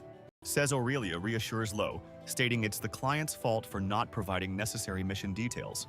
Pressured, Thomas Belkin gives in, pleading for continued protection, promising to explain everything and pay more. Nervous, Thomas Belkin reveals he's trying to secure mining rights for a mineral called insect steel. Look explains insect steel is the main ingredient for an infamous drug, simple to produce with the right materials. The narration reveals that the drug Papillon, with its overwhelming demand, is often used to finance cartels and criminal organizations. Says confronts Thomas, stating that the true enemy is not a rival company, but criminal organizations like Despota. Lo stares at Thomas Belkin and directly questions him about his need for insect steel, making him visibly nervous. Lo accuses Thomas of wanting the steel to manufacture the Papillon drug, but the merchant vehemently denies it, heightening suspicion. Thomas Belkin desperately denies the accusations, swearing it's not what it seems as Lo says, and look, watch him intently. With a serious look, Lo decides to proceed with the mission, ignoring the client's panic and focusing on the main objective. Lo comments to says that the increased mission difficulty, like in Azavan Forest, makes it easier to climb the adventurer ranks. Lo asks about Sez's motives, and she reveals she needs to rise in rank to inherit the Swordmaster style. Lo turns to Sez, stating that as comrades on the same mission, they must resume training immediately. Sez admits the opponent's power exceeded expectations, and Lo agrees they need to perfect the flow technique as quickly as possible. Surprised, Sez picks up a spoon and asks if Lo can already activate flow, preparing for a demonstration. Sez demonstrates the technique, making the spoon glow, and explains to Lo that flow fundamentally changes combat. Sez Aurelia explains that the goal of the second lesson is the maintenance and stability of flow. Before Lo and the others, Sez prepares to reveal their specific training task. Completely shocked by the instruction he received, Lo can only ask, "What?" The robotic assassin Pranix observes through the window and confirms he has located his target, whom he refers to as Lo Tuli. Analyzing the data, Pranix identifies Lo's 3 companions and concludes they are on a guard mission. Meanwhile, Ben attacks his own allies, stating the punishment is for failing the assassination mission. Ben senses the distinct prana of the guards and plans to intercept them, believing it's the perfect opportunity to eliminate them as they flee through the window. The daggers thrown by Ben are skillfully parried by Pranix, who uses his weapon to precisely deflect the surprise attack. Clinging to the train, Ben looks back, confused, and wonders what the sudden event he just witnessed was. An interface confirms the injection of nanomachines, and Ben accepts his fate, eager to become a test for Lo. Sez throws a rope to Lo, who grips it firmly to begin climbing the side of the moving train. Upon arrival, Lo admits to Sez that, unlike Prana, his stamina is not infinite and more effort would hinder the mission. Sez asks about the training's outcome, and Lo, still catching his breath, states that he thinks he can manage. Watching the train, Lo grasps the lesson's purpose, realizing that normal running won't suffice to keep pace. Lo employs the flow technique to move at high speed, believing this will let him outrun the train. After a failed attempt, Lo explains to Sez that the slightest energy fluctuation causes him to fall, and she confirms he's correct. Look interrogates Thomas, who denies drug trafficking, but the agent considers canceling the order if he's planning a crime. Upon learning of the investigation, Lo falls silent, pondering the grave accusation against the man who hired him. Lo defends Thomas's character to Sez, who immediately questions the reason for his unwavering trust in the merchant. Lo reflects on how Thomas seemed genuinely happy praising a vase, feeling he's just an ordinary merchant.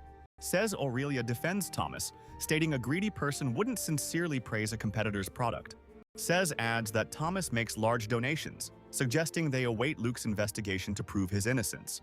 Signaling with her hand, Sez prepares to explain the final lesson before the assassin arrives. Lo launches his attack, but Sez realizes it's an ambush, commenting that the enemy's timing is perfect. Suddenly, Luke appears running and shouts for Lo not to leave, startling him to see her amidst the danger. Lo analyzes the assassin Ben, identifying him as a high-ranking Despota member with a different strength level. As Lo advances into combat, Luke warns him, realizing the assassin turns everything he touches into a bullet. Lo dodges Ben's projectiles, impressed to realize he's a true master of throwing. Lo analyzes. Ben, recognizing his master thrower style is unlike anything he's seen before. With an intense glint in his eyes, Ben launches a swift attack, catching Lo by surprise. Sez realizes the fragments are like cannons, and that for some reason Ben is targeting only her. Ben, the assassin, realizes Lo is his true target, questioning why he isn't focused on protecting Thomas. Lo mentions the practical combat lesson, while Ben stares at him, planning to use the boy to perfect his flow technique. Lo assumes a combat stance with his sword, ready to apply his master's lessons against the assassin. The fight begins with a furious exchange of blows, Ben skillfully defending against Lo's rapid attacks with his discs. Lo analyzes the enemy's assault, identifying each attack point on his body to dodge precisely and prepare a counter. The assassin. Ben glares at Lo with a sinister look, pointing his blade and coldly declaring, "I will use you as a stepping stone to reach the island of gods." Lo responds, his green aura exploding with determination and power. Young Ben is held in a cage, as the circus troupe plan to sell him through their side business of human trafficking. To escape that hell, Ben spied on the troupe members, determined to steal their techniques to survive. With the skill he learned, Ben manages to best a mediocre juggler and take his place, securing his position in the circus. He threw day and night, terrified by the idea that if he wasn't useful, he would be discarded by the troupe. Jomantepel encounters young Ben, marking the beginning of a relationship that would transform him into a formidable assassin under his tutelage. In an alley, Ben's innate throwing ability is revealed, a discovery Jomantepel deems truly miraculous and full of potential. Combining his talent with survival techniques, Ben becomes Neil, an overwhelming force that leads him to be the 21st strongest assassin in the world. Ben unleashes a rain of cards, blaming Lo for making him take the fight seriously and use so many projectiles at once. Lo defends against the relentless offensive, thinking he's being cornered and can't find an opening to counterattack. After dodging an attack that pierces the ceiling, Lo realizes the danger, thinking he would have turned to dust if hit. Lo leaps to a higher position, seeking a tactical advantage to escape Ben's continuous barrage of attacks. Lo prepares his sword as the assassin Ben lands with a devastating impact, initiating the direct confrontation between the two. With a gaze of pure determination, Lo focuses on his opponent, the green energy in his eyes indicating he's ready for battle. An enemy observes and thinks Lo had good examples, recalling the master swordsman Adol, who trained him for this moment. The analysis continues, noting that Lo has powerful allies, a sword saint candidate and a miraculous assassin by his side. Recalling Adol's lessons, Lo realizes his raw flow was weak and that he needs to create a new technique to win. Lo adapts his style, infusing the sword saint's technique into his flow. He masters the concept and unleashes the powerful Island Blade. Facing the imminent attack, the assassin Ben prepares his own move to intercept Lo's massive green energy wave. Lo celebrates mastering the sword saint style and prepares to use his third and powerful technique, Rampage, into Cataclysm. Suddenly, the scenery changes, and Lo looks around, completely confused by what's happening and wondering, what is this? Meanwhile, Pranix observes Lo on a monitor, stating that the sword style isn't what he wants to see, and calling out his name. Ben unleashes overwhelming energy, challenging Lo to showcase his martial arts technique in an imminent clash. Lo is surprised to witness his opponent's power, questioning how it's possible for him to use two colors of prana. Shaking off the distraction, Lo recomposes himself and decides he needs to ignore his thoughts to fully focus on the fight. Ben unleashes a rain of hidden daggers, forcing Lo to invoke his Gale ability to counterattack. Lo advances with his blue aura, thinking he can pressure Ben, but is suddenly forced to stop by an unexpected change. As he wonders where his opponent went, Lo is shocked to see an entire tree being hurled in his direction. Knocked down, Lo realizes Ben throws projectiles while running, a tactic that reminds him of his difficult fight against Dalkin. Lo leaps away at the last instant as the tree hurled by Ben crushes the train's roof with devastating force. Lo concentrates his energy, determined not to let the train be caught in the fight, and prepares to spring into action. Intercepted by Ben in midair, Lo realizes he has no choice but to use his special technique while Pranix awaits him.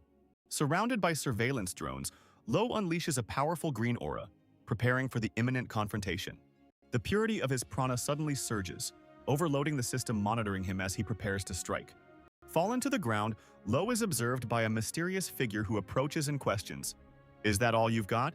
Lo stares at the unknown figure in astonishment, sweating cold as he asks who they are and what they want. The robotic entity introduces itself as Gem Contrado, revealing itself to be a member of the mysterious organization Ouroboros. Surprised, Lo processes the organization's name, Ouroboros, trying to understand the connection to the events. Beside the new enemy, Ben writhes in pain, clearly defeated by Gem Contrado's imposing presence. Pranix declares his opponent is no longer useful and attacks him with a powerful energy blast, completely subjugating him.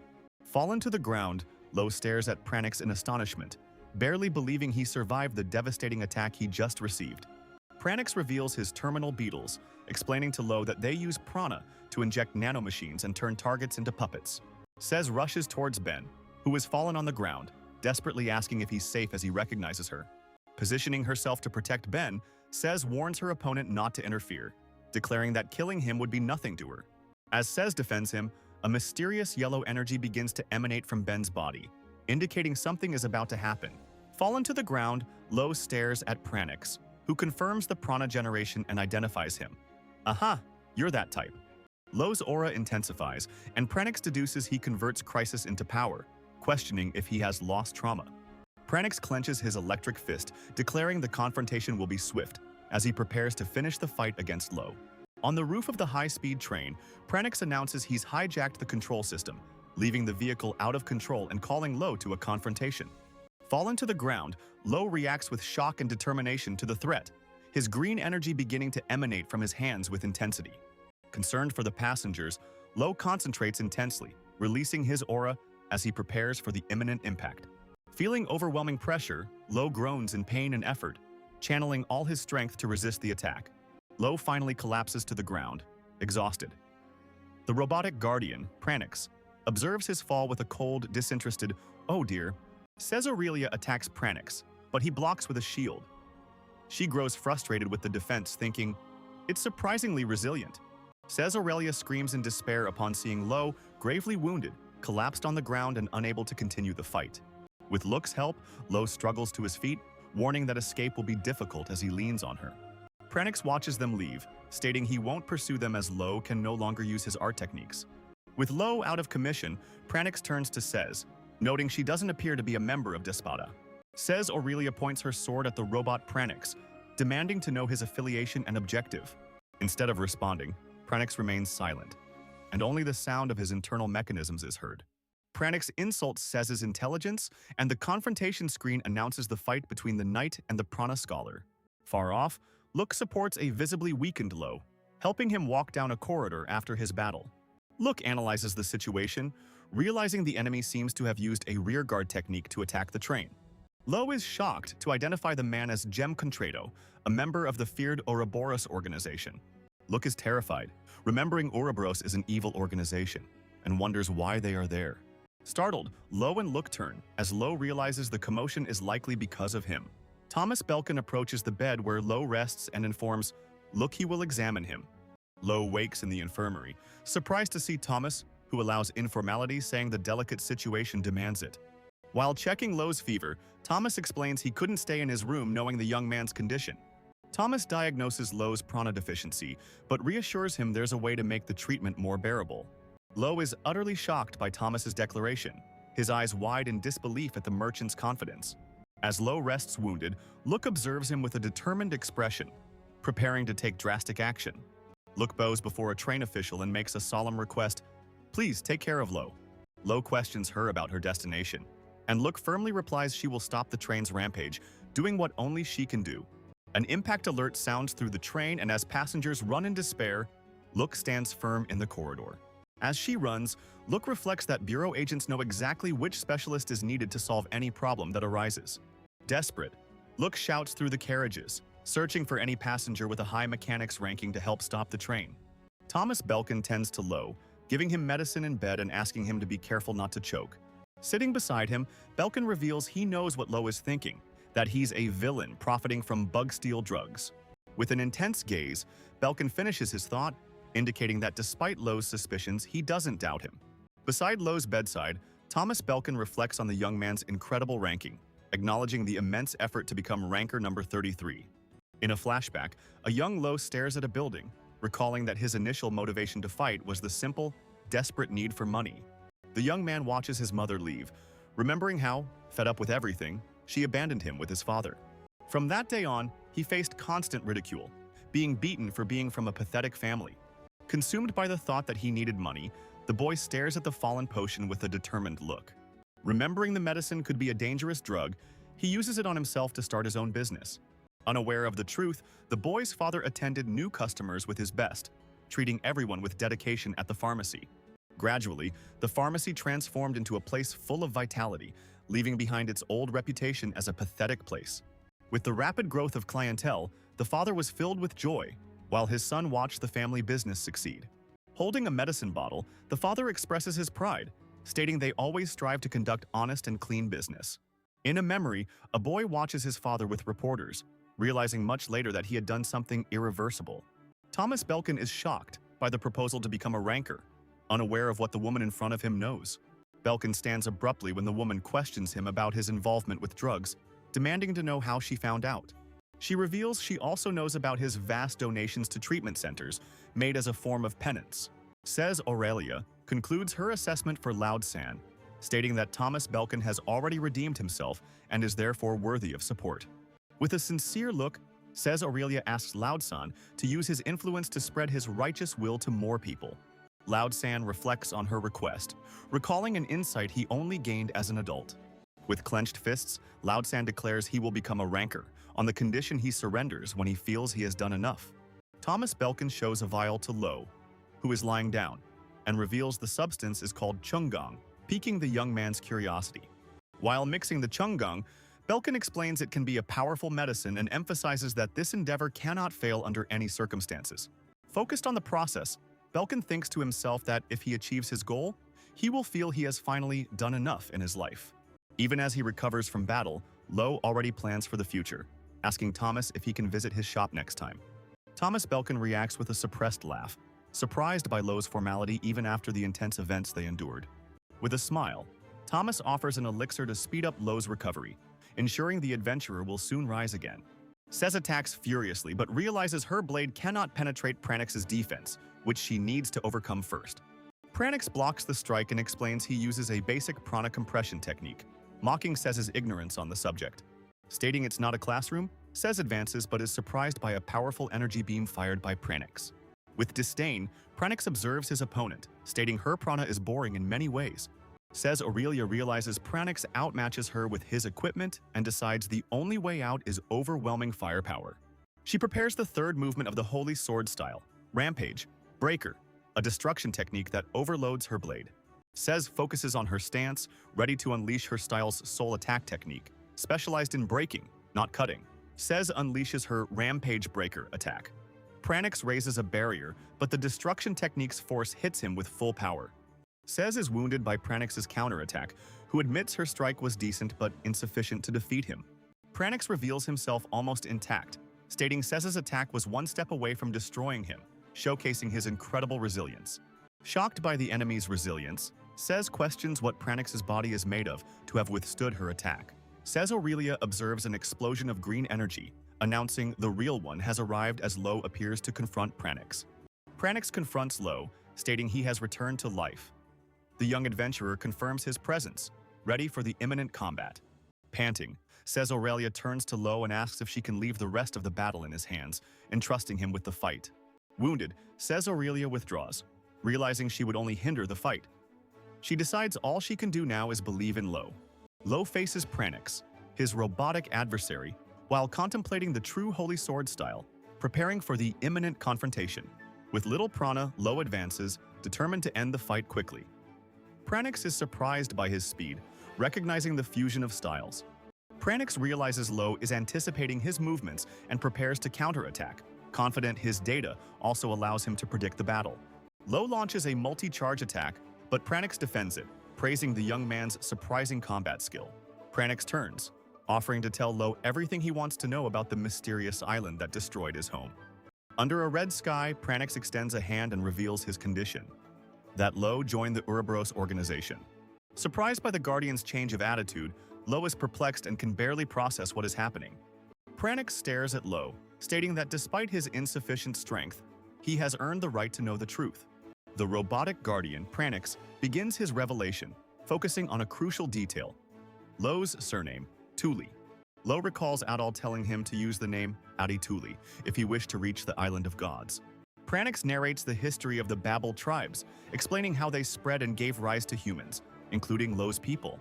Surrounded by a green aura, Lo listens as Pranix reveals that his ancestral lineage was the true reason for the attack on his village. Still suspicious, Lo grips his dagger and tells Pranix that, for now, he will assume the story told is true.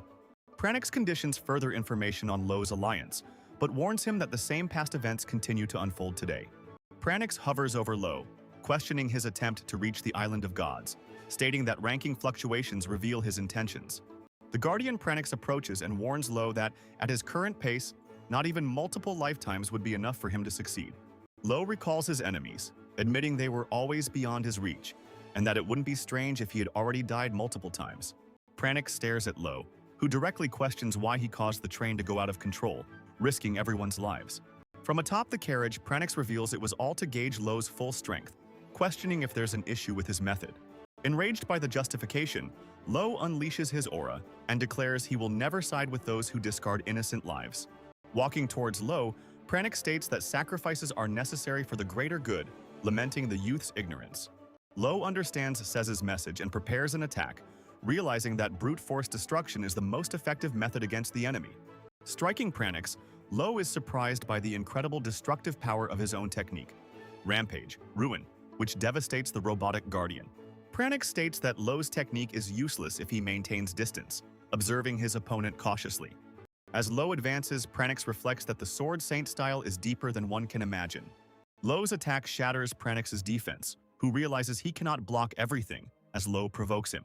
As Luvia watches, Pranix is engulfed by the energy and admits that Lo's power is on an entirely different level. The robotic assassin, Pranix, falls defeated onto the train roof, his metallic body broken and devoid of energy after the confrontation. A system screen declares Lo the victor of the battle, displaying his new and impressive adventurer ranking, 1089. With the battle over, Lo sheathes his blade, his face showing the lingering tension from the recently won combat. Seeing the robotic guardian's wreckage, Sez approaches Lo and asks if he managed to defeat it, seeking confirmation of the victory.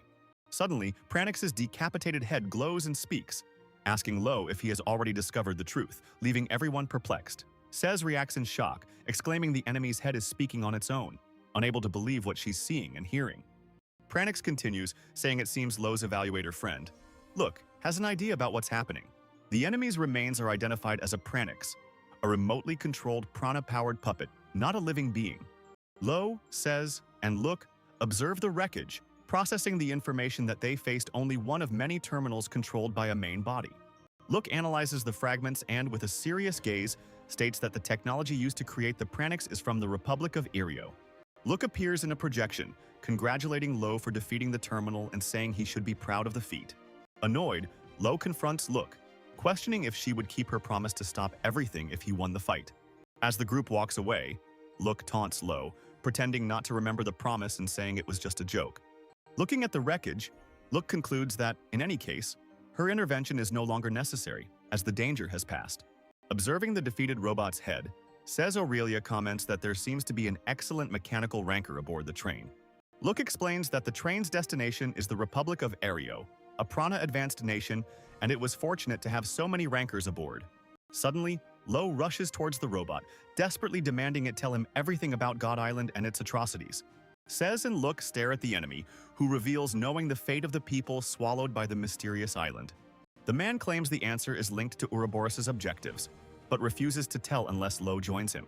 Lo reacts in shock to the desperate threat, while the enemy bids farewell, promising a reunion and disappearing into a portal. In a dark laboratory, the robotic guardian Pranix sits alone, intently watching a glowing monitor. In his laboratory, the robotic guardian Pranix reflects on recent events, considering them a fruitful harvest.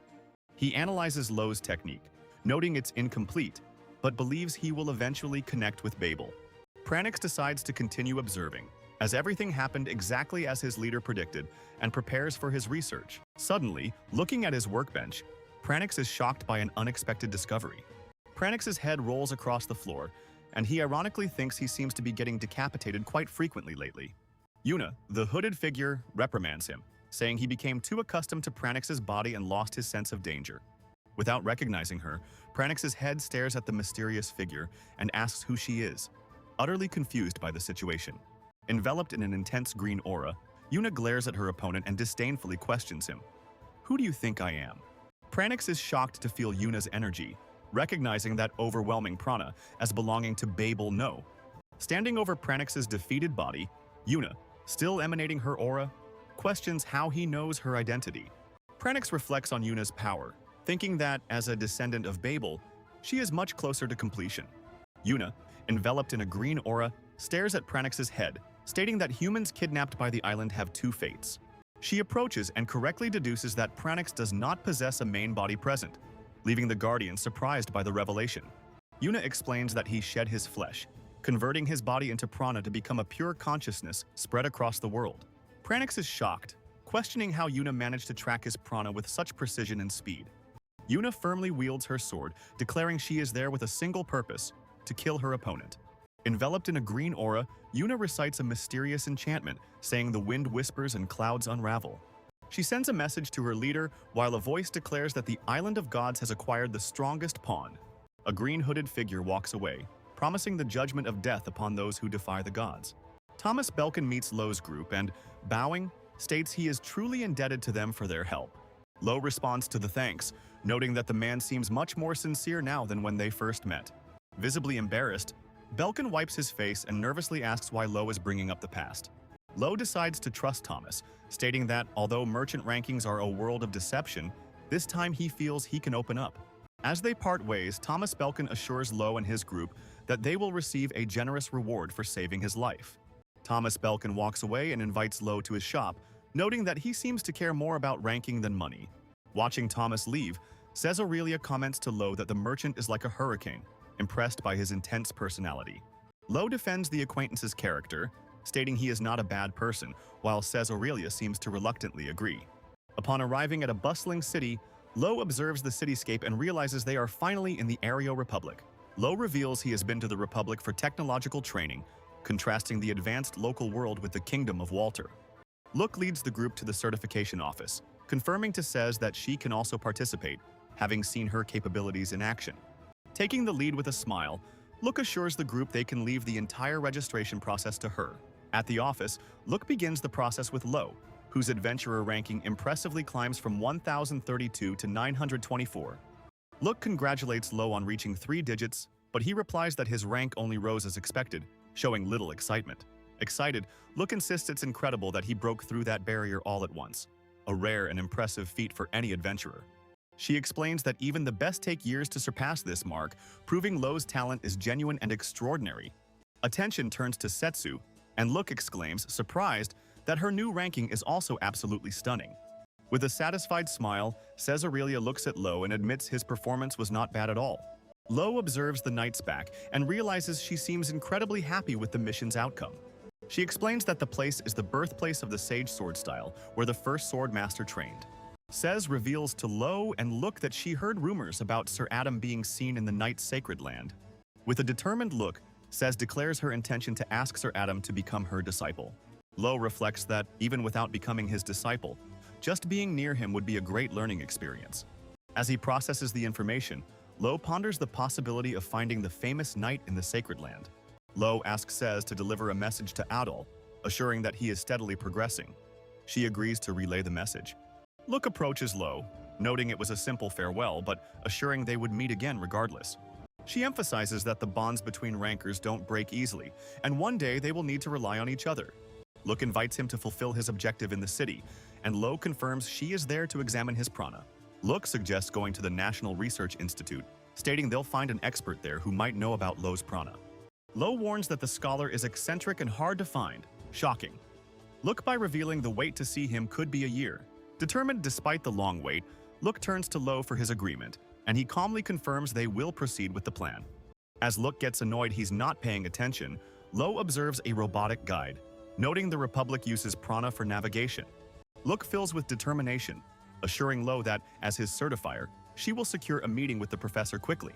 While Lo waits, a hurried man rushes past him, loudly complaining about how irritating everything is. The man stops and turns, yelling at Lo to stop standing there with an empty expression on his face. Surprised, Lo is questioned by the man, who desperately asks for some of his prana energy to help him. Lo agrees to lend his power to the lab, stating with a serious expression that he understands the situation. Inside a containment chamber, Lo discovers the professor needs energy for a crazy new research project. A scientist urgently asks Lo to release his prana into the device, assuring he will handle the containment. Questioning. If simply releasing his power is enough, Lo then emits a massive wave of green prana that fills the chamber. The energy overloads the meters and the scientist screams to stop, but a green explosion hurls him away before he can act. Stunned amidst the lab's wreckage, the researcher is in shock at the sheer power he just witnessed. Scientists in a lab panic, sensing a powerful energy emission, questioning the origin of such prana. Look enthusiastically bursts into the lab, shouting to a colleague named Van that she successfully completed her task. Look celebrates having scheduled an appointment with the Grand Professor for Lo, even if it's 6 months away. As she approaches, Look points to the group and calls for Lo, preparing to ask a question. She then questions Lo about the identity of the old man accompanying him, unaware he is the Grand Professor himself. In a lab, Lo is observed inside an analysis chamber by the Grand Professor and Look, who prepare for the test. Look asks if he can analyze Lo's prana, and the professor deduces from her question that other facilities have failed. She confirms that Valter Kingdom's assessment bureau warned it would be extremely difficult to measure his prana. The professor confidently reveals he developed the bureau's devices, but they were simplified versions.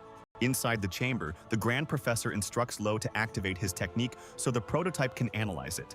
Lo releases an immense green aura, activating his technique as the Grand Professor and Look watch, impressed. After the test, Look congratulates Van on a good job as he rises from the analysis equipment. The professor turns to the results screen, announcing he will start with the conclusion to get straight to the point. Analyzing the data, the professor informs Van Tuli that the purity of his prana is fluctuating. Surprised, Van and Look question what it means for his prana's purity to fluctuate, not understanding the implication. Luvia, seated at the table, casually greets Lo, saying, "Oh, welcome," as he approaches her with a serious expression. Grabbing Luvia by the collar, Lo demands her intentions, questioning why she's following him. As Luvia listens intently, Lo admits that, initially, his plan was to get revenge on Yuna for everything that happened. Luvia is visibly surprised by Lo's confession, reacting to the intensity of his initial vengeful feelings. Lo questions Luvia's group's identity, pointing out the contradiction of threatening innocent lives to avenge a single comrade. He extends his hand toward Luvia, angrily declaring that her and her group's actions are completely contradictory. Impressed by the power displayed, Luvia smiles, thinking she now understands why he was chosen to be a soldier. Yuna turns in alarm, sensing Lo's presence as he suddenly appears behind her, enveloped in a green aura. The warrior explains that the souls of his tribe are completely intertwined in their absolute depths. Lo manifests his green energy, focusing on the purity of his prana that shines intensely around him. A man praises the color of Lo's prana, revealing that a girl with identical energy was there recently. Shocked by the revelation, Lo immediately confronts him, asking if he knows Yuna. A powerful tremor rocks the city, terrifying residents who wonder if it's an earthquake as buildings violently shake. Amidst a dog's panicked barks, city buildings shatter and float into the night sky.